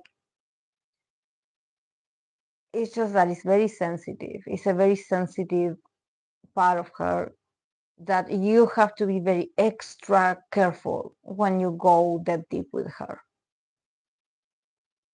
This is why I'm like, it has to be done by someone that is amazing at working with individuals like her. She's very vulnerable, but at the same time, she's very sensitive, but she also has a lot of barriers. So, for you to step in those territories, you have to be very skillful. You have to be able to pull her out of there once she touches, that very strong, and she unleashes it, but you have to be there to sustain her because it's very painful, is is so chaotic, is so um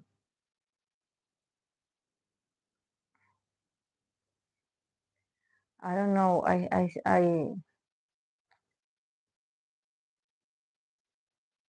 I don't know. I think that is so sad. It's so sad. Relationships are so relationships are so hard for her. Are so the level of betrayal.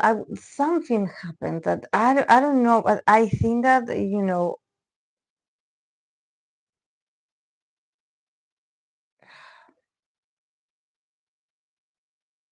it's so sad. It's so sad. But yeah, the card of the oracle, go with the flow. I think that this is not the year, probably. um I think that also, when it comes to what she's attracting in when it comes to love, is that she has to be patient with herself. And also I see her kind of open to meet people. It's just that they don't impress her that much. They don't impress her. um she's not that available emotionally as well. She has that blockage. It's very felt. It's like when you're in presence of her, you can feel that she's putting the barriers. It's that she's like closing the blinds in front of you, that she's not interested. um but she has the potential to go within. It's just that she needs a lot of help. I don't think that a partner could do this. Definitely, I think that a good partner, a sensitive one, maybe someone that is empathic, could help her, to let loose a bit and maybe talk a bit about what she's feeling or her experiences. It's just that I think that if she ever opens up about something about how she really feels, she probably is going to ghost that person afterwards. She's not going to. It's like, this is a personal journey of hers that I think that she should, work on this in a professional setting and not with a potential partner, because she could actually feel a bit, embarrassed to share this with a potential partner, because she doesn't want people to feel pity for her. I think that this is why she holds back so much, because she's like, I'm not a victim. I'm not a victim. But and also it's very interesting because for me the two of swords is giving me. Does she have Libra placements? Because it's giving me, literally the two of swords is like her being a bit confused in relationships, really not being sure about the people that she maybe. It's like she has been chosen by the other, not her actually, meeting someone and being like, this is the person for me, I'm choosing this person for me. It's more like she has been chosen by the other part. And sometimes she maybe said yes to dates or, meeting people without actually her really wanting to say yes. So there's a bit of like, and then when it ends, it leaves her like this, like totally clueless, like what didn't I see? What happened? So she has a lot of work to do, definitely. Definitely. And with go with the flow, she has to be, she has to work on her emotions, definitely. And just like not be so harsh on herself. It's okay. Whatever happened to her, it was very traumatic. And she has all the right in the world to keep, grieving or to keep being single until she's able to work these things. But something happened. I don't know what. I think that is more serious than what we know because I feel it in my stomach. I swear when I'm reading the cards for her, I want to cry and I want to shout and I want to cry like crazy and I want to scream. I don't know why, but I feel it. I feel it like all in me. Like it's so bad. It's so bad.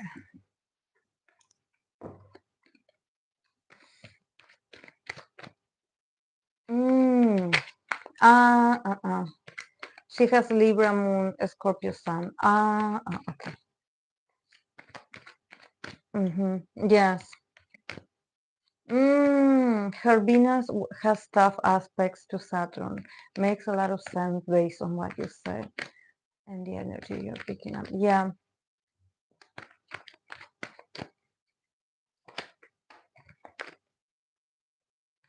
Yeah, I would be so careful if I would be working with her. I would be so careful. So careful. Because there's a moment that you can touch their emotion. You can get in there. But then you have to sustain her. Because the emotions that is going to come out of there is going to be very aggressive. So you literally have to sustain her. You have to hold her. It feels physical. It feels, oh my.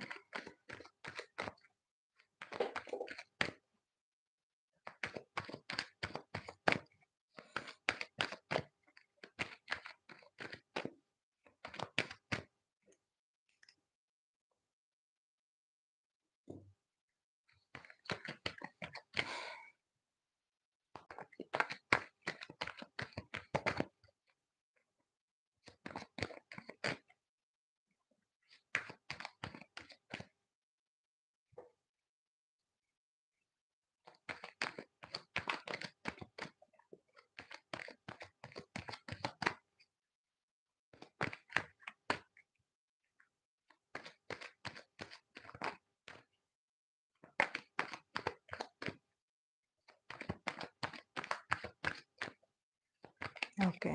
I'm going to continue with a Chinese actor, Liu Yuning.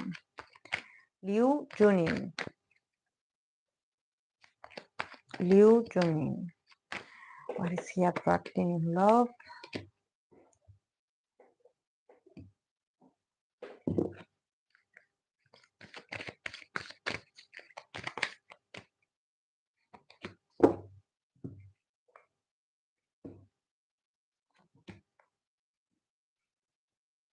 Hmm. Very nice. I like it.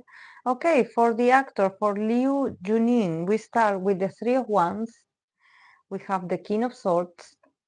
We have, from this oracle, we have the King of Cups, that it says, to give security is the most beautiful way to love. To give security is the most beautiful way to love. It means emotional security. And then from the oracle, we have the card of clear aura. So he's a very special man, I would say. It's very interesting because I have two kings, and I'm like, he is, I don't know how old he is, but it seems like he had matured a lot when it comes to relationships. he has matured a lot. I think that probably there's something about now he knows what he wants, probably, of a relationship. Now he knows. With the Three of Wands, I think that definitely what he's attracting is that he maybe there's something about him getting better at relationships, or maybe just being social with others. There's more opportunities for him to show that he is a man of value. I would say he has a lot of things to give. um, First of all, there's honesty. He's a very honest man in relationships. He's very outspoken. He's very honest. When he likes someone, he just is expressive. He also tells the person everything that they need to know beforehand about how he feels, how he is. He knows himself very well. He knows what he likes. He knows what he doesn't like. He probably doesn't stand like injustices. He's a very clear person in relationships. It seems like he takes relationships very seriously. Seems like it's a very serious matter for him. And there's something about him being looking for the one. I don't know why, but I think that he has high standards. Also, there's something about him having high standards with the Three of Wands. He's definitely looking. um he's not looking for any kind of connection. He's looking for maybe traveling and meeting people in different circles, or friends or acquaintances, or maybe professional settings. He's very serious, like his view about because attract people he can attract. Like, definitely there's something about him with these two kings that he has the potential to attract anyone that he likes. But there's something about him being like, no, it cannot be just anyone. It has to be someone special, and someone that I can trust. And also he's very straightforward in the way he communicates with the people that he loves. So there's something about, like, okay, if you are an indecisive person, he's not for you. So this is why for him, maybe environment, or where he meets this person, or where they are from, you know, you know, who are they, their background, education, everything is very important, because he's a very intelligent person. So probably he prefers people that are really good at conversations, or maybe he's very intelligent himself. He reads a lot. So he's a mix of a very loving person, but he's also very strict, I would say, very strict with the people that he attracts. He's like, yeah, it has to be specific. um but yeah, in the King of Cups, see, I think that he's a romantic inside. Maybe this is the reason why he's so picky, because he's so romantic. He probably is someone that once he falls in love, is all for that person, is all for that one person, because to give security is the most beautiful way to love, or to show love. The King of Cups is someone that definitely it shows you how much they care, and they are very loving, and they are very emotionally, they're intelligent. They have a very rich inner world. They know themselves very well. And I think that for him to be someone trustworthy is also, and stable in connections is very important. I don't think that it's about the person. I think that for him it's more about, like, the man I want to become, or the partner that I want to be, instead of like, oh yeah, I want to attract this kind of person. But he's serious about relationships. Definitely, I do see it. He's a perfectionist also. But yeah, with clear aura, definitely. I think that he also is like, if you have a bad vibe, or if you have a negative energy about you, or if you are a bit negative or pessimist, or there's something just like, or if you have like a dirty aura. I don't know what that means, but but maybe he does what a dirty aura means. But it means that energetically it seems like you have a lot of baggage, that you carry, a lot of, like, accumulation of, bad energy, or a bad personality, or a bad mood. He's like, no, I want a clear aura. Please just be Just be clear, just be, um, just be pleasant, be decent, be a beautiful person. Do not want to try to manipulate others or to take advantage of others or be envious of others or be this kind of, emotional vampires that they just want to, you know, like a leech. They want to attach to someone and steal someone else's energy. No, he doesn't like those people. No. He's like, probably he has the potential of attracting people like this. This is why he's taking care of himself. He's like, no, I will not attract those same people again. No, no, I learned my lesson. I learned my lesson. Ah, okay. Thank you. Bye, Fluffy.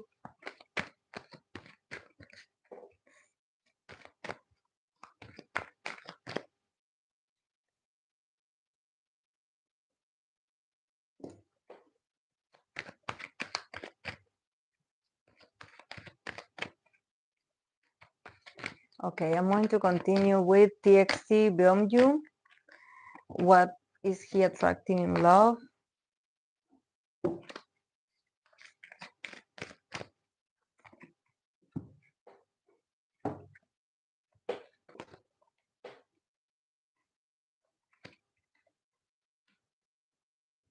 Very nice. I like it. For him, I like it. He's such a nice guy. Okay. We have the King of Wands. We have the Death card. And we have the Page of Cups. And here the phrase it says, listen to the child that is inside of you. He understands of magical instances and divine protection. He's so protected. He's so protected. He's so protected against gold diggers and just mean and malicious people. He's so protected. I don't know who protected this child, who protected TXT Beomgyu, but if they did an energetic protection over this man, I don't know why I feel like they did it when he was very young. Good job. Good job, because he is a very nice person. He's a very nice person. It's just that he's so sensitive that there's something about, him somehow having to play when it comes to love, or maybe when it comes to, him liking someone or being attracted to someone. He had built a sort of persona, a sort of personality, like a mask, I would say, to protect himself from, maybe from him being a bit inexperienced in love. And maybe it has to do with him being famous, that there's something about him, he doesn't want to get, he wants to be in love. He's a romantic, he's a very sensitive person. He probably believes in love at first sight, or he falls in love very fast. But there's also this, this strong King of Wands that I think that it's like, it's showing me that he's Bemryu is like changing when it comes to how he express or what he attracts in love. I think that in the past he had to become this King of Wands, being a bit reckless, even being um, a bit masculine. When there's someone that you like and him acting like a regular man, or just acting like he was tough, like just very assertive, very like the typical guy that, oh, I know everything, or like, oh yeah, I know I'm amazing. And him acting like this because he's sort of protecting and not showing his true self, because somehow he was told that no, you have to act cool, or you have to act like detached, like you have your own life, like you are independent, like you don't need anyone, you are self-sufficient, you are always in control, and you are the best of the best. So there's something about him playing this role in the past when it comes to him being in front of someone that he likes or he liked in the past, and to the point where maybe he he would push people away because of this attitude, because this attitude is giving me old man character. Like he definitely is not this. He's not this. He's a very sweet guy. But probably there were some lessons or teachings from, older guys being like, no, you have to act tough. You have to be masculine. You have to be, secure in yourself. You have to be confident. This is why girls like something like this. And him being a bit like too much, him being like, maybe, if someone was interested in the past, they would be like, oh no, thanks, bye. No, you are too into yourself. Like, no, I don't like you. But we have the death card. So there's something about him removing himself from this, know it all kind of, assertive, dominant kind of energy that actually doesn't belong to who he is. He's a very sweet person, but well, I don't know who taught him to be like this, but yeah, he did, probably he did repel a lot of people with his attitude. But with the death card, there's a transformation. There's something about him, getting rid of these barriers or this very cocky attitude. And he's actually like attracting a very sweet love, I would say. It's just that I think that for someone like Beomgyu, I think that it's all about destiny with him, and he knows this. I think that he's like, I don't waste time in relationships or people because it has to be special. He is that sensitive, and he knows that if he's in front of someone that is totally worth it or that is totally for him, he's like, I would feel it. I will know if this person is for me. I will feel it in my bones. With divine protection, probably he's like, you know, this special someone would also protect him from evil. Probably this person would also be a protector of his. This person wouldn't expose him. This person wouldn't talk negatively of him. This person would be sweet, would be kind to him. Very sweet.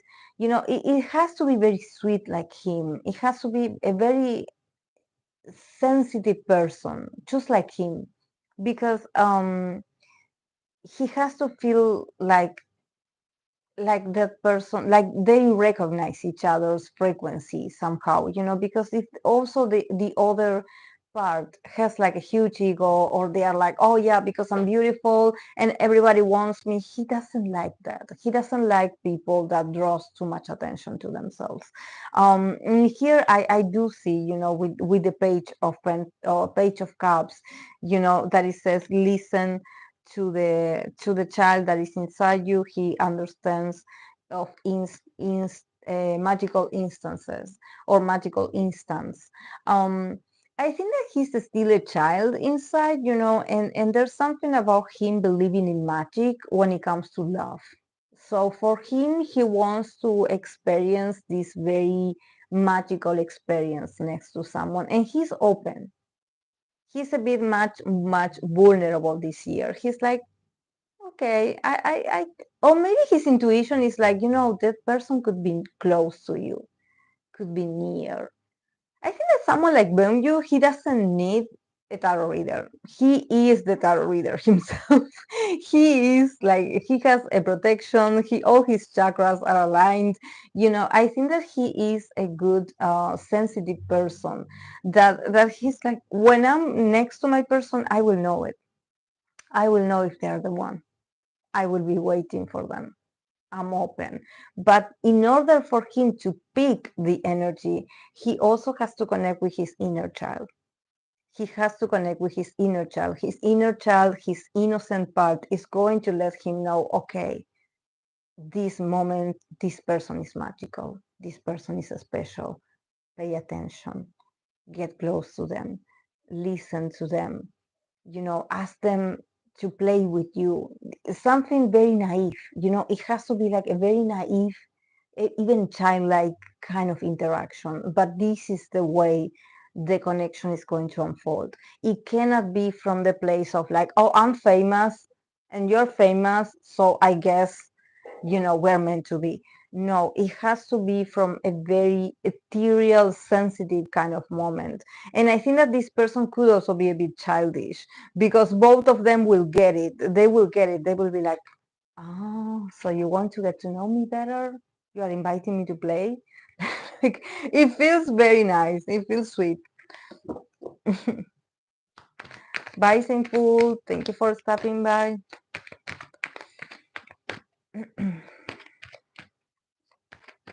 But I trust Beomgyu's innocence, and also his third eye chakra is very open. He's very open. He could meet someone potentially.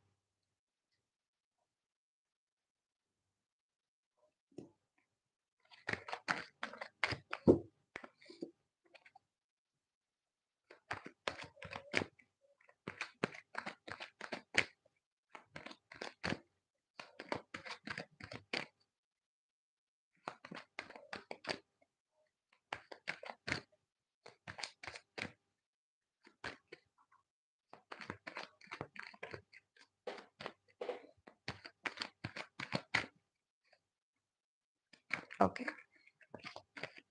I'm going to continue with actress Mun Kayoung. What is she attracting in love? What is she attracting in love?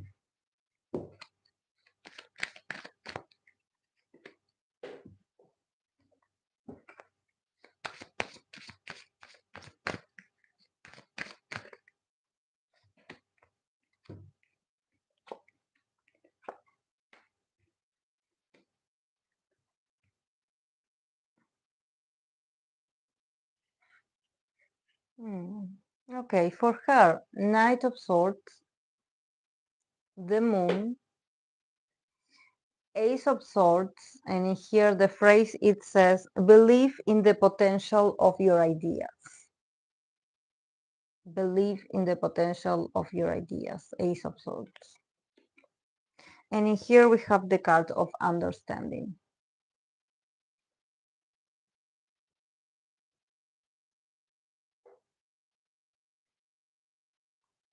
I think that for actress Mun Kayoung, definitely there's someone that comes from her past.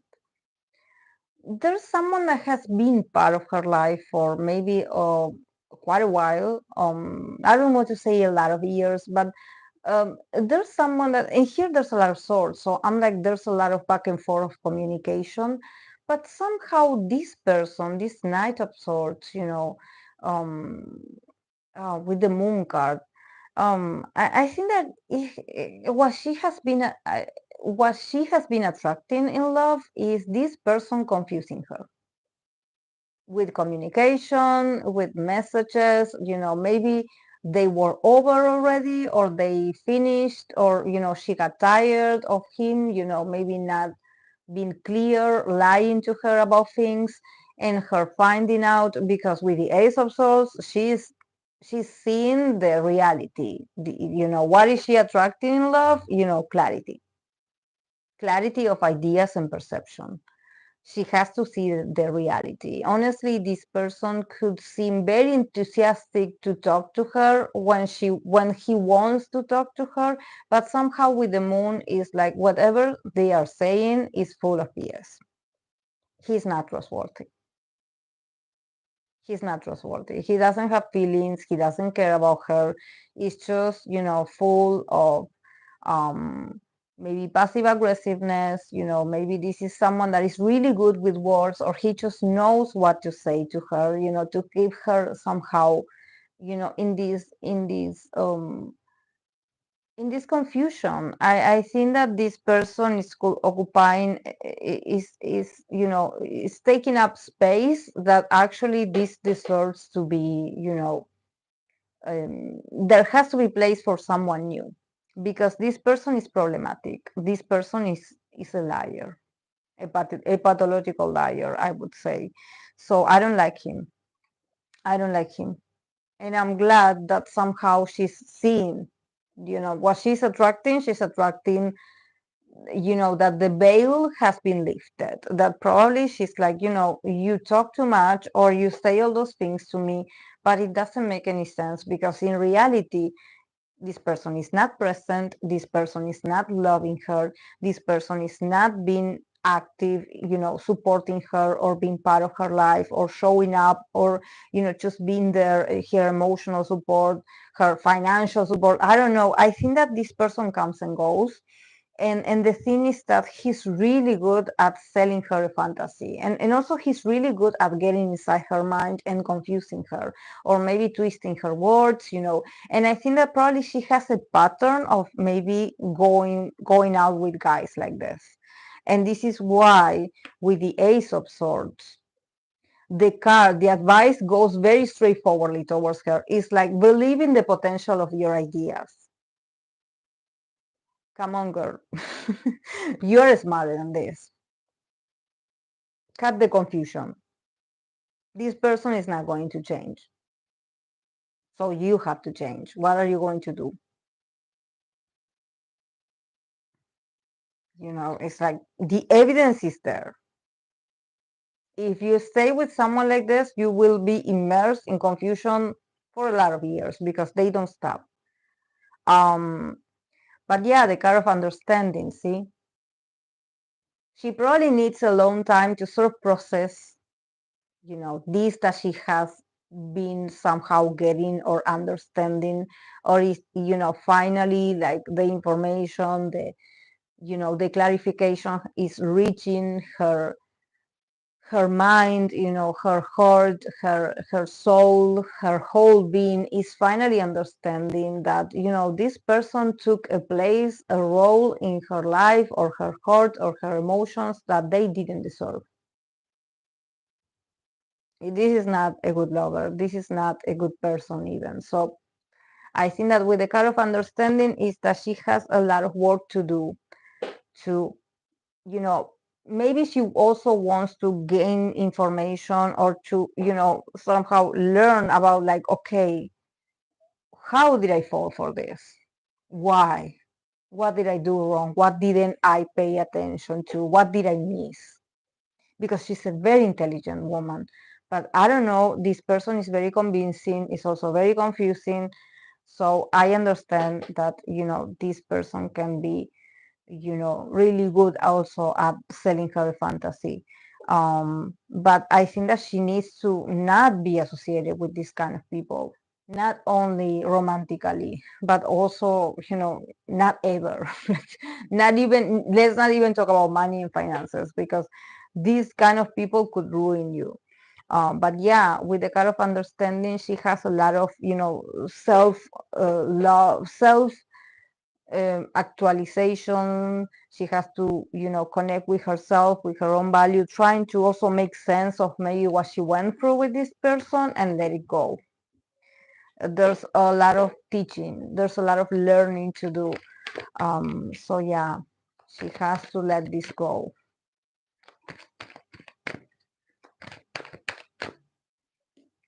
Guys, I'm going to change this.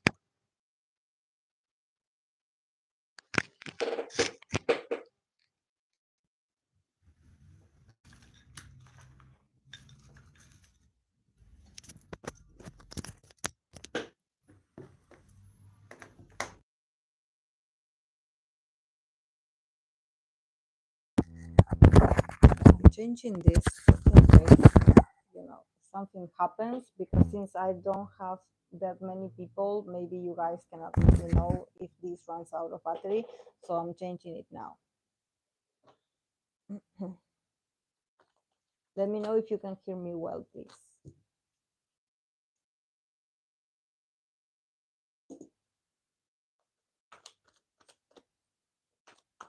Okay.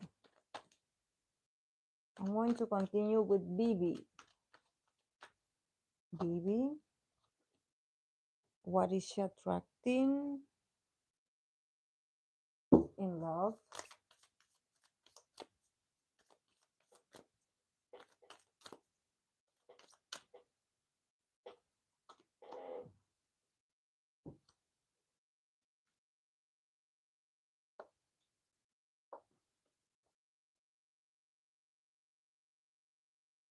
Hmm. Hmm. Another one that is dealing with the toxic ex, could it be? Hmm. Okay, for Bibi, Five of Swords, Six of Cups, Four of Pentacles. The phrasing here it says, I didn't want it to escape, so I broke it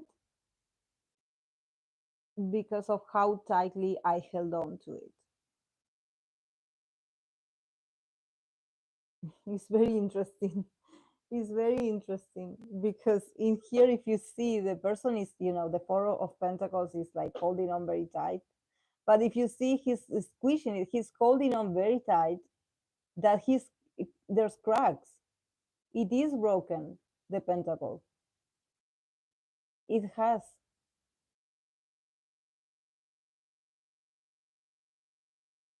it has cracked. It has, it's broken. Of how tight he held on to it. He didn't want to lose it, so he held on to it and he broke it.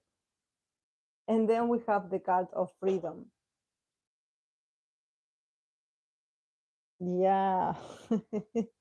Bibi is also, I think that Bibi is an interesting woman. I kind of like her energy because she probably had dated a lot of toxic people in her past because I do see it here. And she probably had these kind of relationships where she went back to an ex just to get back at them and vice versa, very toxic kind of dynamic where, I'm going to get you for what you did to me, and the other person also doing the same and trying to manipulate her, emotionally, mentally, accusing each other, a very childish dynamic. But I think that her love life definitely, it feels like is full of these experiences of like, I don't know how to show indifference in love. I have this very, passionate disagreements, or I just call you out on things, but then, we can also reconcile, because I missed you. So her, I think that if she writes about, these these very tormented and kind of twisted love stories, and I think that you know um she really lived these six stories. She really, if she has songs about this, if she had talked about a toxic ex, she definitely had those people in her life. She speaks from experience. This is why I'm picking up like this, where there's a sort of balance in this. She's like taking accountability, like, yeah, I initiated the drama, but I also got dragged into drama by my partner, and it has been chaotic. And I had also been conflictive in the past, and people had been, also, rude to me. Lot of possession also with the Four of Pentacles, a lot of possession, probably, reconciling, going back together, then breaking up and everything. It has to do with the potential of the Four of Pentacles, of you not knowing when to let go. When you are in these connections where you know that the relationship is not going to get better, it's actually going to get worse. And because you have history with them, because you feel nostalgic, because you know them from a very long time, from your childhood, you have been together for a very long time. So there's this feeling of like, I don't want to lose you, because I feel like I know you and you know the real me. But just like this card says, sometimes when you hold on too tight to something, you break it. And probably there's something about her connections having this kind of, possessiveness, or them being toxic to each other, or them being, very obsessed with each other. It's like, we are going to be the end of the other person, because we are so toxic and we refuse to let go, that we end up hurting each other. So I think that she definitely has to liberate herself from these past experiences.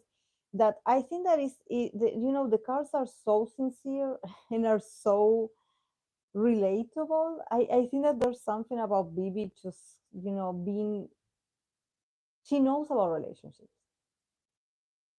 Definitely she went through the breakup, she went through the separations, she went through wanting to find new love. She definitely is someone that she has lived intensely connections, and sometimes they were amazing, sometimes they were awful. So I think that maybe what she's learning now, with this Four of Pentacles, is like, I don't have to wait until the situation gets extremely unbearable, or where we just cannot stand each other, and we get that that aggressive towards each other, or we get that fed up of each other. I think that we can let go of this in a more peaceful and understanding, and more accepting way, instead of wanting to hold on to something that is already broken. So I think that probably she's dealing with this, she's still learning from this. I think that both parties are possessive. This is not just her or the other part, it's both of them that are like this. That it is like, I cannot let you go, I want to let you go, but then I go back and then I feel guilty, and but it's not happiness. Definitely, it's more like, I want to possess you, or I don't want others to have you.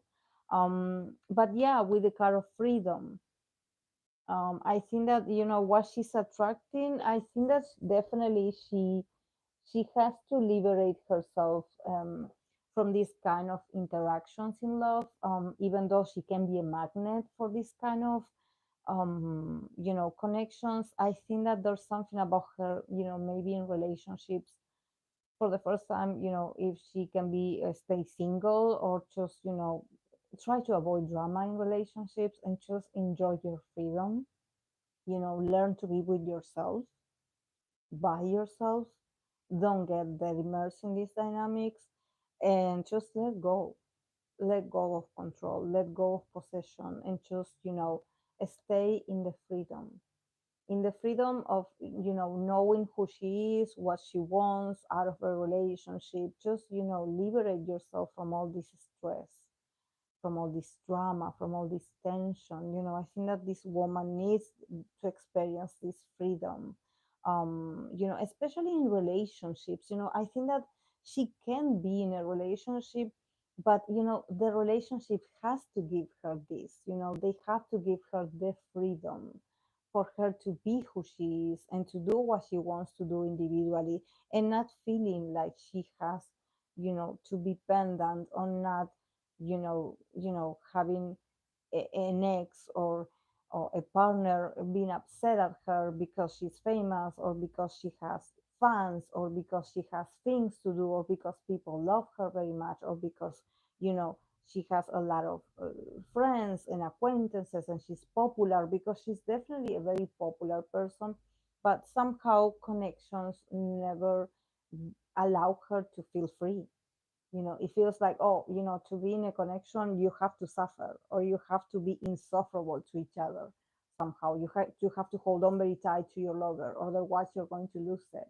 And no, no, you can be in a relationship without having to hold on very tight to the person. You can be independent, you can have freedom, and still choose to be in a committed relationship, and not cheat, but also not be 24/7 stuck with a partner. She definitely is someone that she needs to experience freedom in her life, or in order to create more, or to do more things for herself, or to be more with her loved ones, with her fans, with her projects. She needs room to grow as a person, and probably relationships has taken a lot from her. So yeah, she needs to experience freedom before actually looking for a new lover or someone.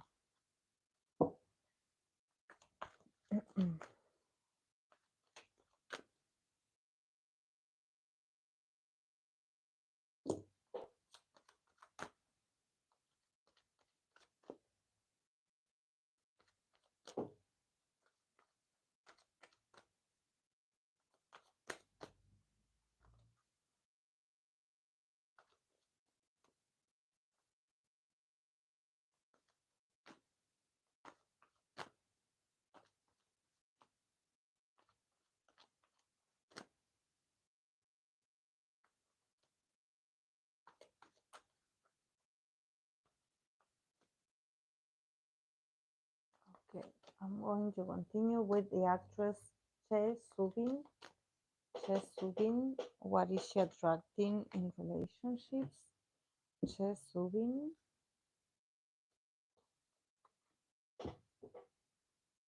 Chae Soobin, what is she attracting in relationships?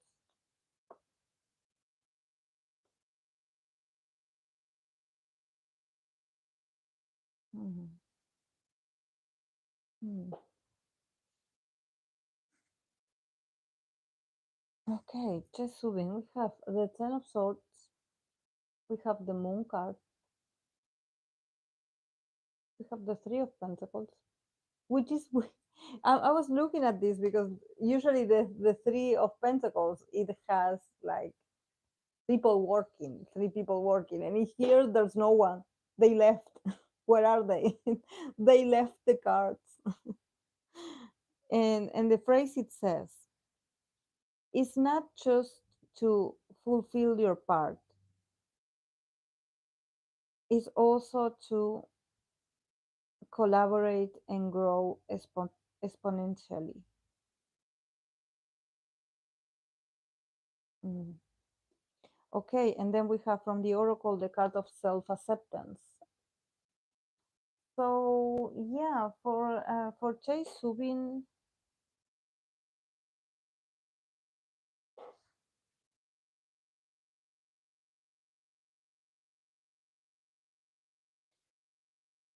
I think that emotionally she's not, there's not someone in here. I don't think that she's like, and I don't think that she's looking for love, honestly. I don't feel her romantic. I feel like she probably went through a period where maybe she was interested in someone, or it seemed like there was something going on, but then all was left in confusion. And she's still recovering from this. It feels like, yeah, it was supposed to mean something, or she was supposed to have a connection with someone, but it just ended up in confusion and abandonment. Like there's something like, I don't want to say abandonment because it feels like ghosting, more like abandonment. It's like when you keep someone's hopes up, but then they disappear, or then things get awkward and you just have to endure it. But also the moon, I think that she probably blames herself. She's like, why didn't I see that actually this person wasn't being, truthful? There was something about them avoiding my calls or just not giving me a straight answer, but I was hopeful anyways. So it feels like she also is she probably is someone that she fantasizes about people, or she's just very romantic. And maybe she went through something with someone. Maybe she waited for someone, or she was hoping for this person to come back or to change for her, and they didn't. They just disappear. This is why I also, when I see this card, from this oracle, that usually is the Three of Pentacles, that is about collaboration, teamwork, and I see that there's no one in here. I'm like, where did they go? It seems like someone left, and the place, it seemed like they were supposed to be something, or they were supposed to collaborate on this bond, but then both of them left on separate ways. But in here, because it's the Three of Pentacles, in here it talks about, collaboration and growth. So it says, it's not just about you fulfilling your part or you doing your part when it comes to teamwork, and if we think about relationships, when we think about the relationship aspect, it's not just you being part of a relationship and being like, yeah, we're together. It's also about the couple being able to grow, and collaborate with each other so they can grow individually and together, exponentially. There has to be a growth, there has to be collaboration. And probably in this case, maybe they did grow individually, but they didn't grow as a potential couple. They just didn't have it. Maybe they didn't have what it took to become an official couple. So maybe both of them are growing, are not here collaborating anymore, but maybe, when it comes to work, they are growing individually on separate ways, but they chosen to keep growing individually. um but collaborating to make this work, no. No, there's something about like, yeah, we are not that compatible, or we actually are not that great for each other. There's not a potential in here for us to being us. I think that there's something about them not being compatible, but probably there's something about her being like, why didn't I see this? Why I was so I had so I had my hopes up, or I had so much illusions about this working out. She felt a bit like, oh, this is sad. um but the card, is a self-acceptance. See, she has a lot of work to do with about, not letting this affect her, because I think that I don't want to say like she relies a lot on relationships to feel like she is worth it. But there's something about her, probably when she doesn't get the response that she's expecting from a potential partner or someone that she likes, she doubts herself. She doubts her self-worth. Self-worth. There's something about her being like, oh, maybe, this person went with someone else. They chosen someone that is prettier than me, someone that is funnier than me. I have nothing to give to this relationship, so it sort of makes sense that, he's no longer with me, or that he didn't choose me at the end. So with the kind of self-acceptance, I think that she has a lot of inner work to do. Probably she's someone that she doubts herself a lot. um and she has to accept that actually it's not about her not being good enough. It's more about the other person not being compatible with her. Maybe there were a lot of differences that they were trying to make it work, because I don't know,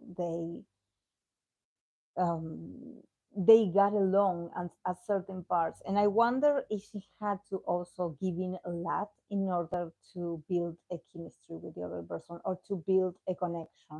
There's something about her maybe, accepting, or just nodding, and just being pleasant and being nice and just being very sweet, and not showing herself really, because she wanted to impress this person. And there's something about this person actually, maybe, they had a different lifestyle, or they have, I think that this person that somehow left, they have another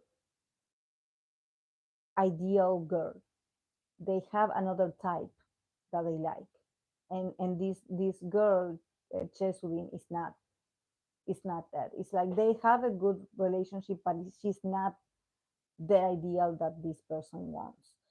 This is why with self-acceptance, is like she has to work on herself, and also on accepting that, okay, maybe this guy is not compatible with her, he left, but she still can be someone that is special for a person that can really accept her, because she has a lot of good things about her.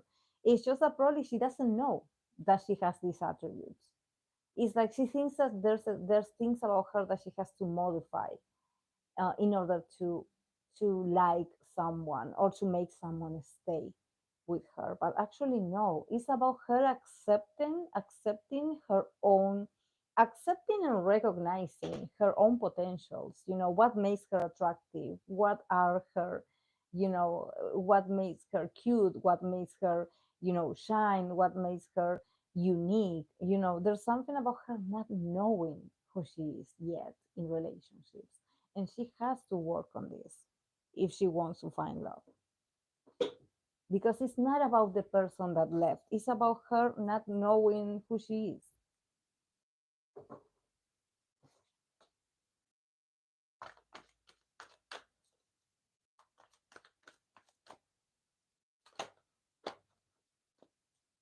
This is why the person is not even present in the reading, because he is not important.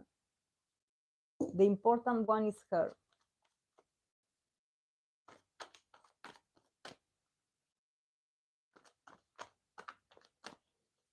Okay, I'm going to continue with Ahof JL. This is a new group, I believe. Ahof JL. I don't know much about the group nor this member, but yeah, let's see what are they attracting in love.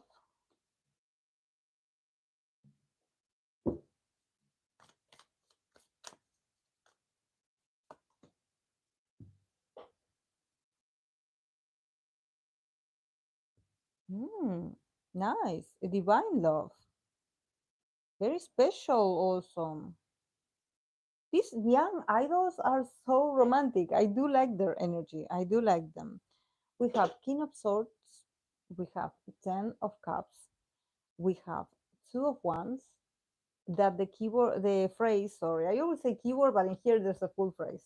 It says, um, where you put your attention, you project your energy. Very nice. And divine love. Very nice, actually. Is this man, is this a guy the leader of the group? I hope. JL. Because seeing him as the king of swords and the ten of cups, I think that the cards are like, instead of romantic love, that I think that is destined for him to find a romantic love, a divine love, a love that is very transforming, that is special, that is like meant to be. But first, I think that he has like a bigger and more important role in his community, or maybe for his group, for his fans, for his family. He is the one in charge in here, and he probably is someone that he needs to focus first on others, on building this community, on building this loving energy with this community, with his group of friends, with his group of with his team. There's something very important about this. I think that this is not a moment to think like, oh, I have to find the one. You first need to learn to give back to your community. You first need to focus all your love, your intelligence, your openness, how he's a very I think that he's someone that once he sets his eye on something, he's very responsible. He's very like, strict even with himself. He has like eagle eyes. His level of commitment and vision is very important. But I think that he at this point he's more like focused on maybe building his community, protecting his people. This is why I'm like, is he a leader or is he like the oldest of them? I don't know, but he feels very responsible. He feels like very open to take care of them. It's like, guys, I have to take care of you, or I have to take care of us, or I have to be dependent on us. And also he's so protective of his people, and he's like wanting to be like this father figure, like, no, no, no, let me fix this for you, let me take charge. I'm going to fix this for us. He feels very responsible, very mature, very organized. He loves community, definitely. He loves people also. But see, the two of one, see, he's still protecting. He's still, I think that instead of maybe focusing on romance, he's more focusing on his future plans, on his own development as a person, on his own growth as a person. There's a lot of plans ahead, maybe a lot of traveling, a lot of expansion. This is just beginning for him. So it's not like, oh, I'm thinking about someone special, or there's a someone entering. No, because his vision is like beyond, so I don't see him like being like, oh, I found love. He's not into that, not yet, at least. And he says, where you put your attention, you project your energy. And he's definitely, projecting all this energy on his future, on his future projects, or growing, expanding, advancing with the group. He's very ambitious. So, this is where his energy is at the moment, of giving back to the fans, or maybe giving back to the community, giving back to his family, to his teammates. It feels like more community like all my romantic love, I'm giving it to my community, to my group of people that I love. But we have the card of divine love. So definitely, he is a romantic, and with divine love, he could magically, meet someone. He could meet someone potentially. He could just, like, I don't think that now, but I think that, is in his in his um life path, to have this divine love, a very special kind of love, a very special kind of love, that it could feel like, like a very strong chemistry, like I know you from before, like it feels like I wasn't expecting you and you just appear in my life. I have no idea how I found you, how we found each other, but it feels so special. I think that he's destined to have a great love in his life. One, but I think that now he's not looking at it, he's not close to it. It's just that his priority is very career driven, it's very practical, it's very technical, it's not romantic. But love is divine for him.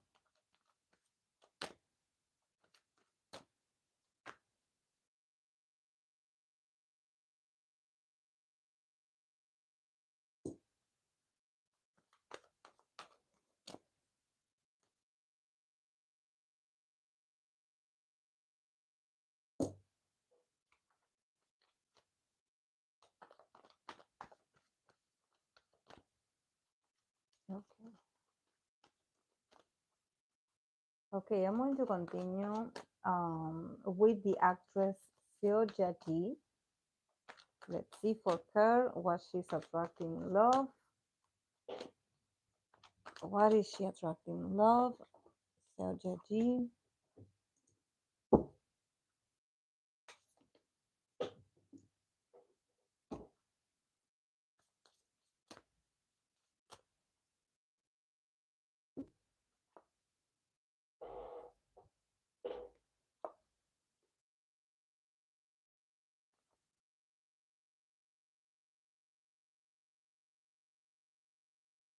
Mhm. Mhm. Okay, for her, we start with the Ace of Cups, Eight of Swords, Ace of Wands. Then in here, the keyword is says, through intention, you give sense to your life. Through action, you give shape to what you want.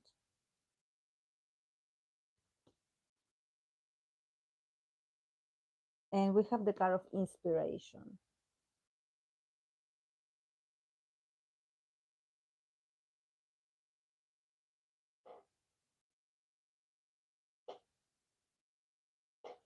I think that, honestly,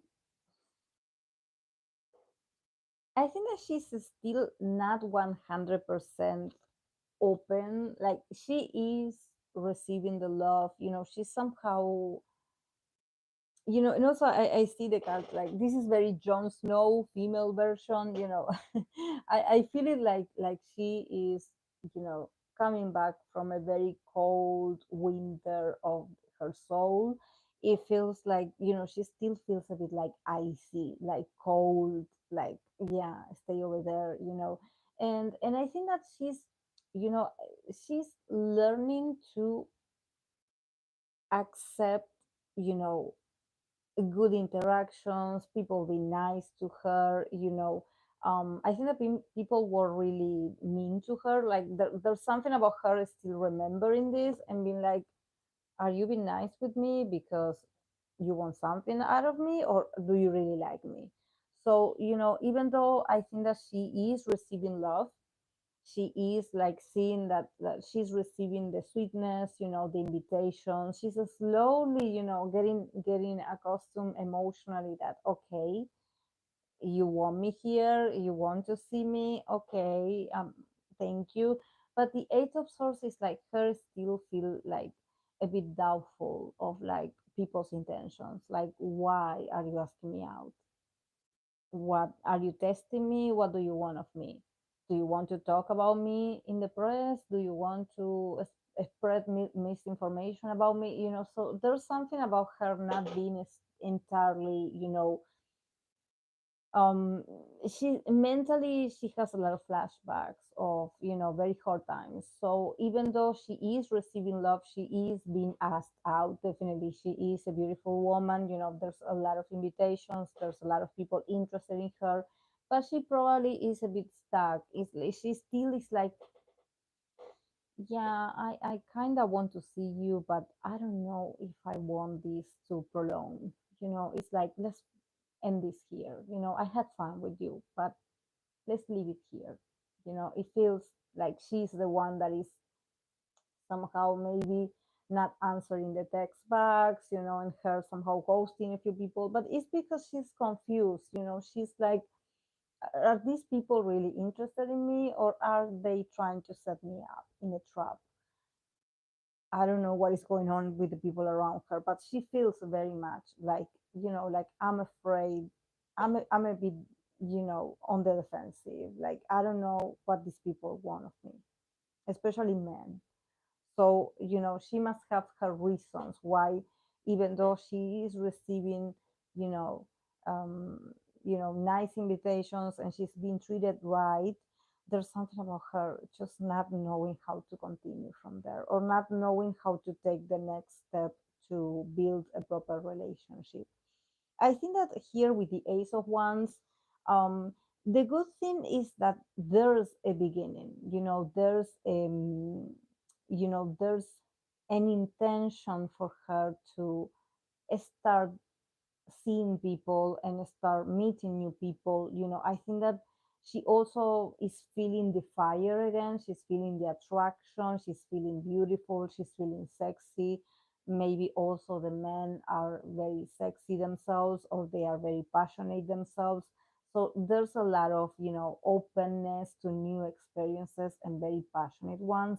So I think that it could, this year it could be all about like her experiencing like a strong attractions towards people, and just starting seeing some people, but not emotionally is not, she's not there available yet. There's still a lot of fears, a lot of limitations, a lot of limited beliefs in her mind. Maybe her feeling a bit trapped, like not knowing how reciprocate, good love.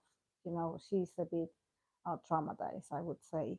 But yeah, the Ace of Wands is like, there's fire, there's invitations, there's going out, there's she is starting to, be seen more, like, and she's not close to meeting people. It's just that, to go that intimate, especially in her emotional world, she's still a bit on the defensive. She's still not free.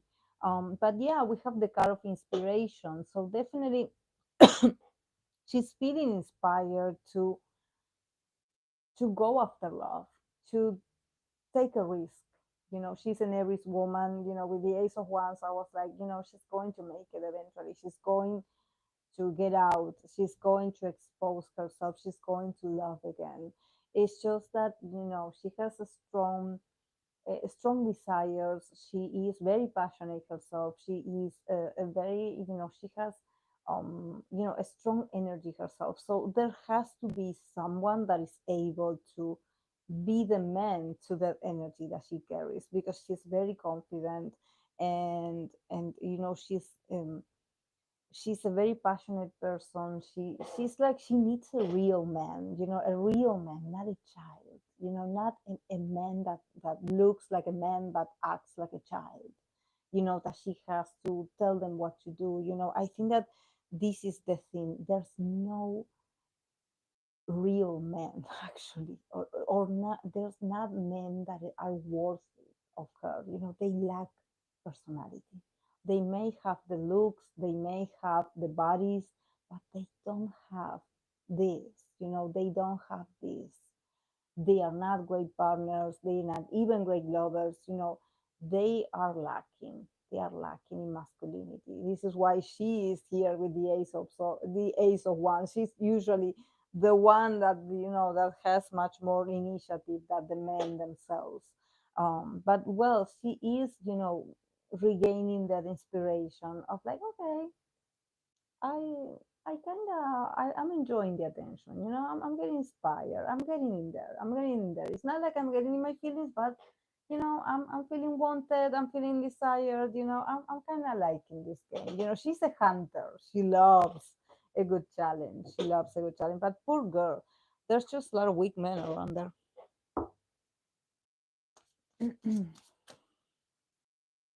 Weak men.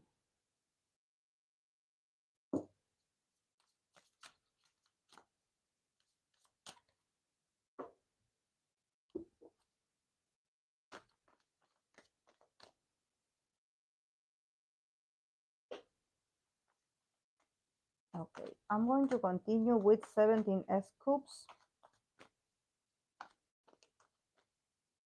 What is he attracting in love? Let's see for S.coups.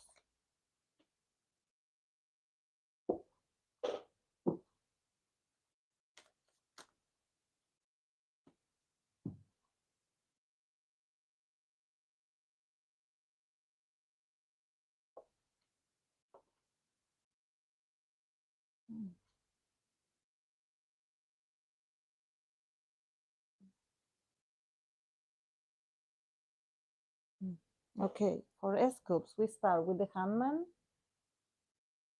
the lovers,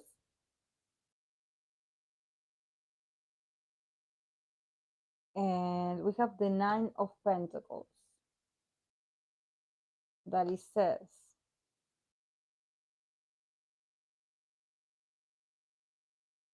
says trying to be someone that you're not is tiring and it wears you out. Mm. And then we have hurt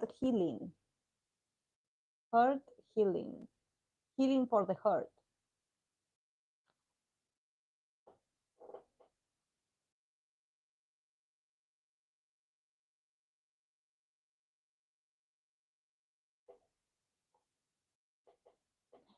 I think that there's a pattern in here because it gives me deja vu. When I read for S.coups, I don't know if it was like years ago, but there's something about the cards always reminding him that he has to be in relationships, that he has to be more confident in himself.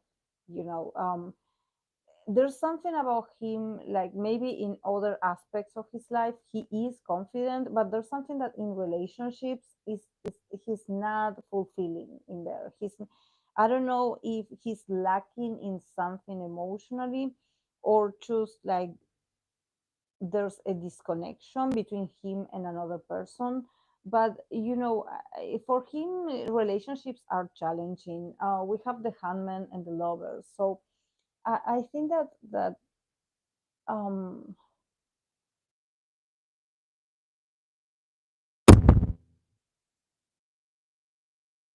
there's something about him not acting in love, in relationships. I don't know if it's he has options, if he has a lot of options, a lot of people interested, but I think that he's like, I don't want to choose, or I'm not ready to choose, or I don't know. So I wonder what is that about. I think that he is not, he is a bit like in the middle always. And or maybe he starts meeting someone and then he meets another person that confuses him. It seems that it's like always like the lovers, that there's two people and the angel, like there's some intervention like from the skies, like somehow maybe he's sure, okay, this is the person that I like. I'm going to approach this person, or I'm going to work on this connection. But then something happens and it gets confusing and it gets crowded. I don't know if it's because other people meddling in the potential connection that he has, but it feels like he also doesn't do anything to defend, like, the person that he likes, or he finds himself just not, what is going on to him emotionally, because I feel like, where are the emotions? um I don't see it flowing. I don't see mm, no. Or maybe in the past he had an experience where, maybe someone confused him, or he believed in someone. I don't see heartbreak, honestly. I think that he maybe is sort of waiting for someone. Could it be that he sort of hung up on someone from the past, and this is why he's so indecisive in the present, and potentially in the future. Like, I don't see him, doing something. I think that one of the things that he does very well is that he's really good at, maybe, in connections he's not that skillful, but, when it comes to self improvement, or him as an individual, or him as a professional, he's really good. He's really good. The more he focuses on himself, the better it goes for him. So maybe it means that, sometimes we can be really good at certain aspects in our lives, and maybe, in relationships we are not that, that prosperous. I don't know. I see him very doubtful in relationships. I wonder if he's somehow, waiting for someone, if he's caught up, between someone, and he's like, until I don't have this resolved with this person, I will not be able to move on. As if he's waiting for someone because he feels stuck. But I don't see him like suffering because of this. It's like, for him, it's like, well, if it's like this, I accept this. I accept this. That I don't know who to choose. Like, it feels like this. But then the Nine of Pentacles, that it says trying to be someone that you're not is tiring, and it wears you out. Or somehow the cards are also calling him out. It's like, stop trying to be someone that you're not. So what is happening here? What is happening? What is he not revealing? Who is he trying to be? Because the cards is like, it's tiring that you keep trying to be this person that you're not. I don't know, maybe he has an attitude that is like, oh, I'm so confident in myself, and actually he's not. Or I'm so independent, and actually no, you're not independent, you are actually very codependent.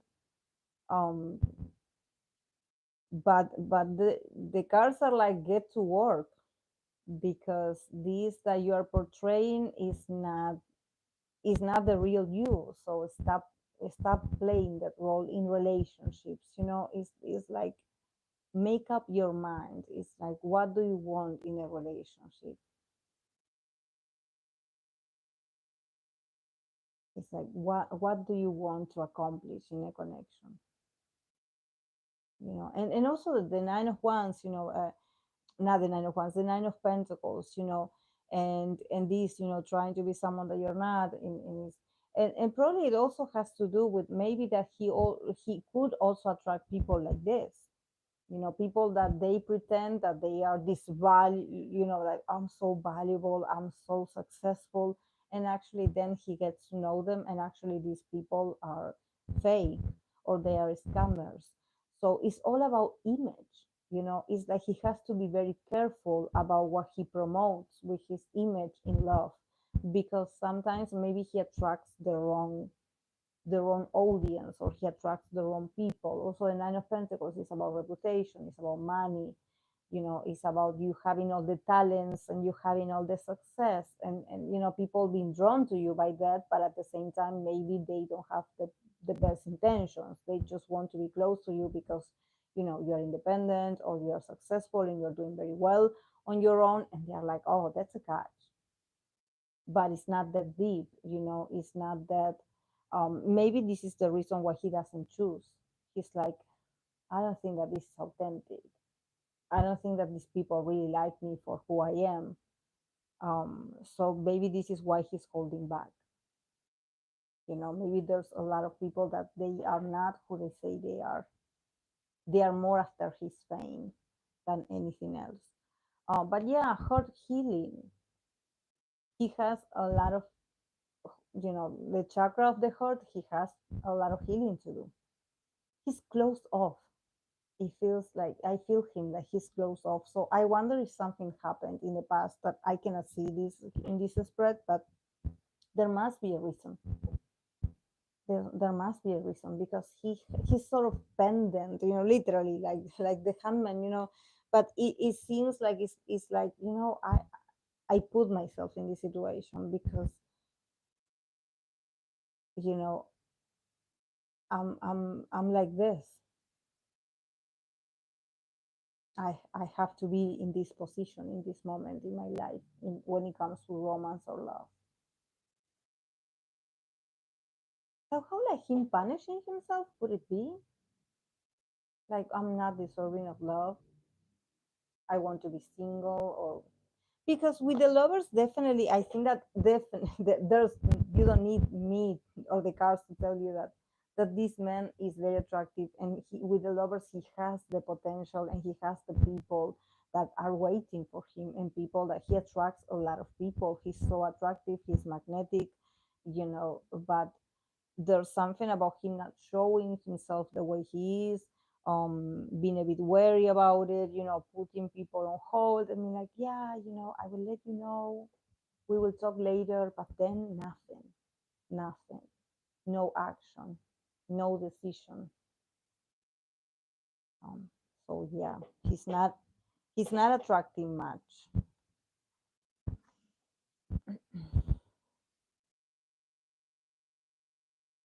Okay, thank you, Hope, thank you for staying. Bye. I'm also finishing this and I'm going, guys. Thank you all for the likes. Thank you so much. I appreciate it. It means a lot to me. Thank you to everyone that stayed until the end. It's been a long live stream. Okay, the last one.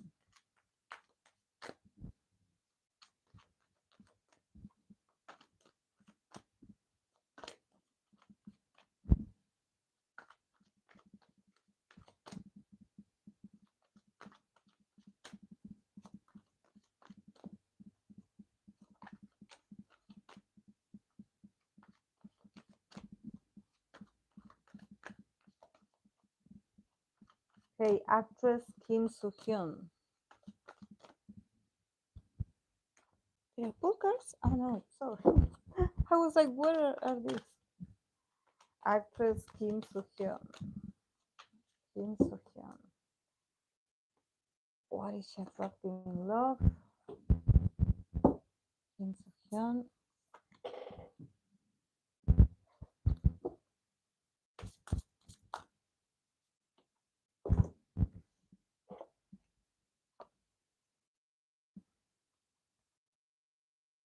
Mm, very nice. I like it. Okay. For Kim Soohyun, the actress, we have Knight of Pentacles, Ten of Cups, Four of Swords, and the phrase it says,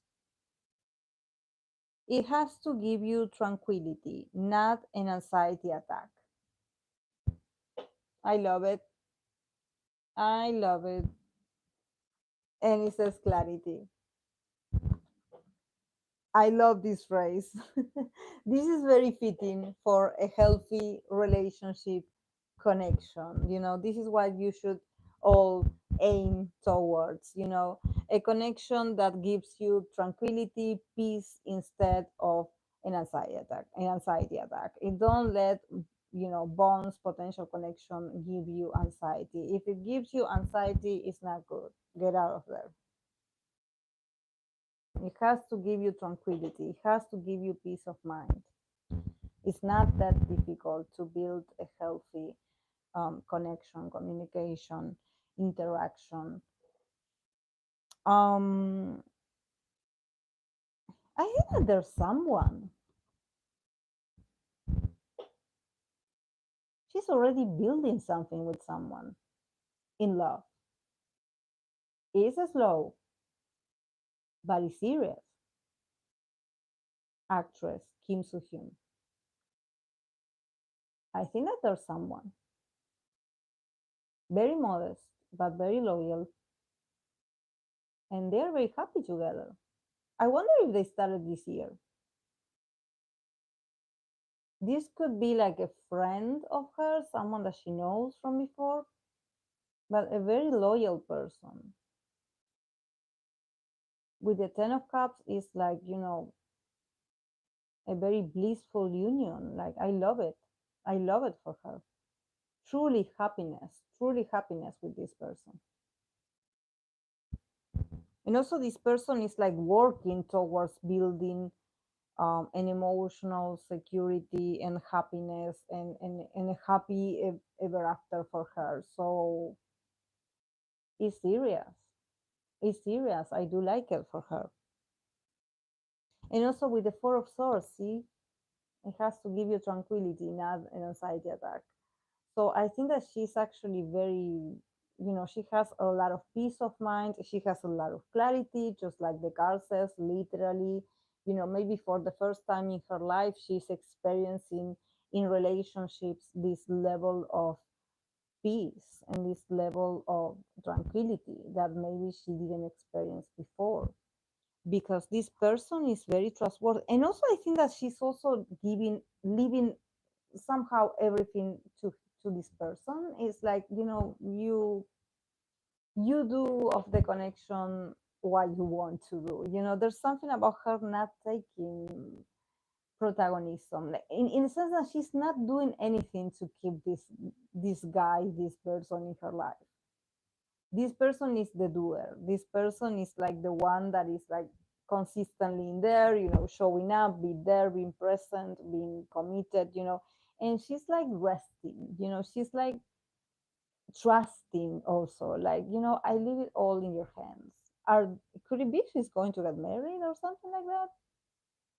Because she's like leaving everything in his hands when it comes to connections. So, and also there's a lot of clarity. She doesn't have any kind of, she doesn't distrust him. She's very sure of this person and what they have. She's not worried, she's not anxious, she's not like, trying to impress him, like, oh, what do I do? No, they already have happiness. They already have been working towards this happiness. And I think that this relationship, this bond, is very easygoing. Is very peaceful. Zero drama. It's so peaceful to be with them. Probably because maybe they were friends before, so there's like a dynamic of like a lot of familiarity, like they know each other's families and everyone knows of them. So it feels very home like. Very nice. I do like it for her. I do like it. It's so happy that I cannot say more, because it's not that she's attracting. She already has been working with this person towards happiness. So it's more like what she is enjoying this year probably is something that she had been working on with them for a very long time. But it always felt this peaceful, this, you know,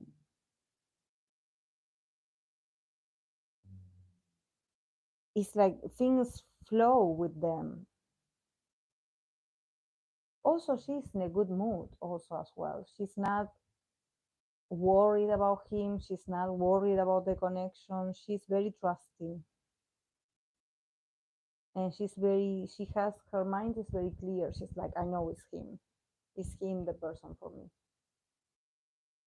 because he had proven to her that he is trustworthy. So I do love it. I hope we have like, some good news soon. If there's some news of them getting married or her getting married, please let me know, guys. If someday it happens.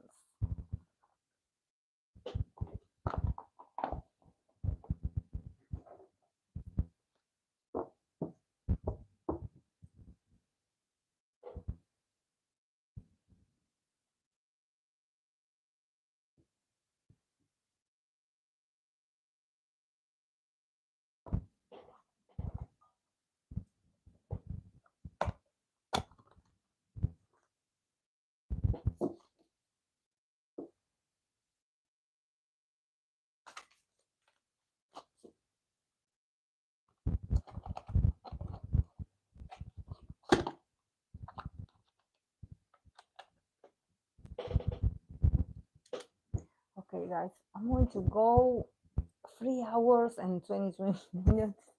Thank you so much, guys, for being here with me. Thank you so much for the recommendations. And if I have time tonight, I'm going to create the community post so you can leave, your favorite Korean actress or artist. I'm going to be reading for them. The whole live stream is going to be dedicated to Korean artists, not K-pop singers, just artists, like actors and actresses. Okay. So yeah, I will see you on Sunday then. Thank you so much for being here and have a lovely week. Okay. Bye.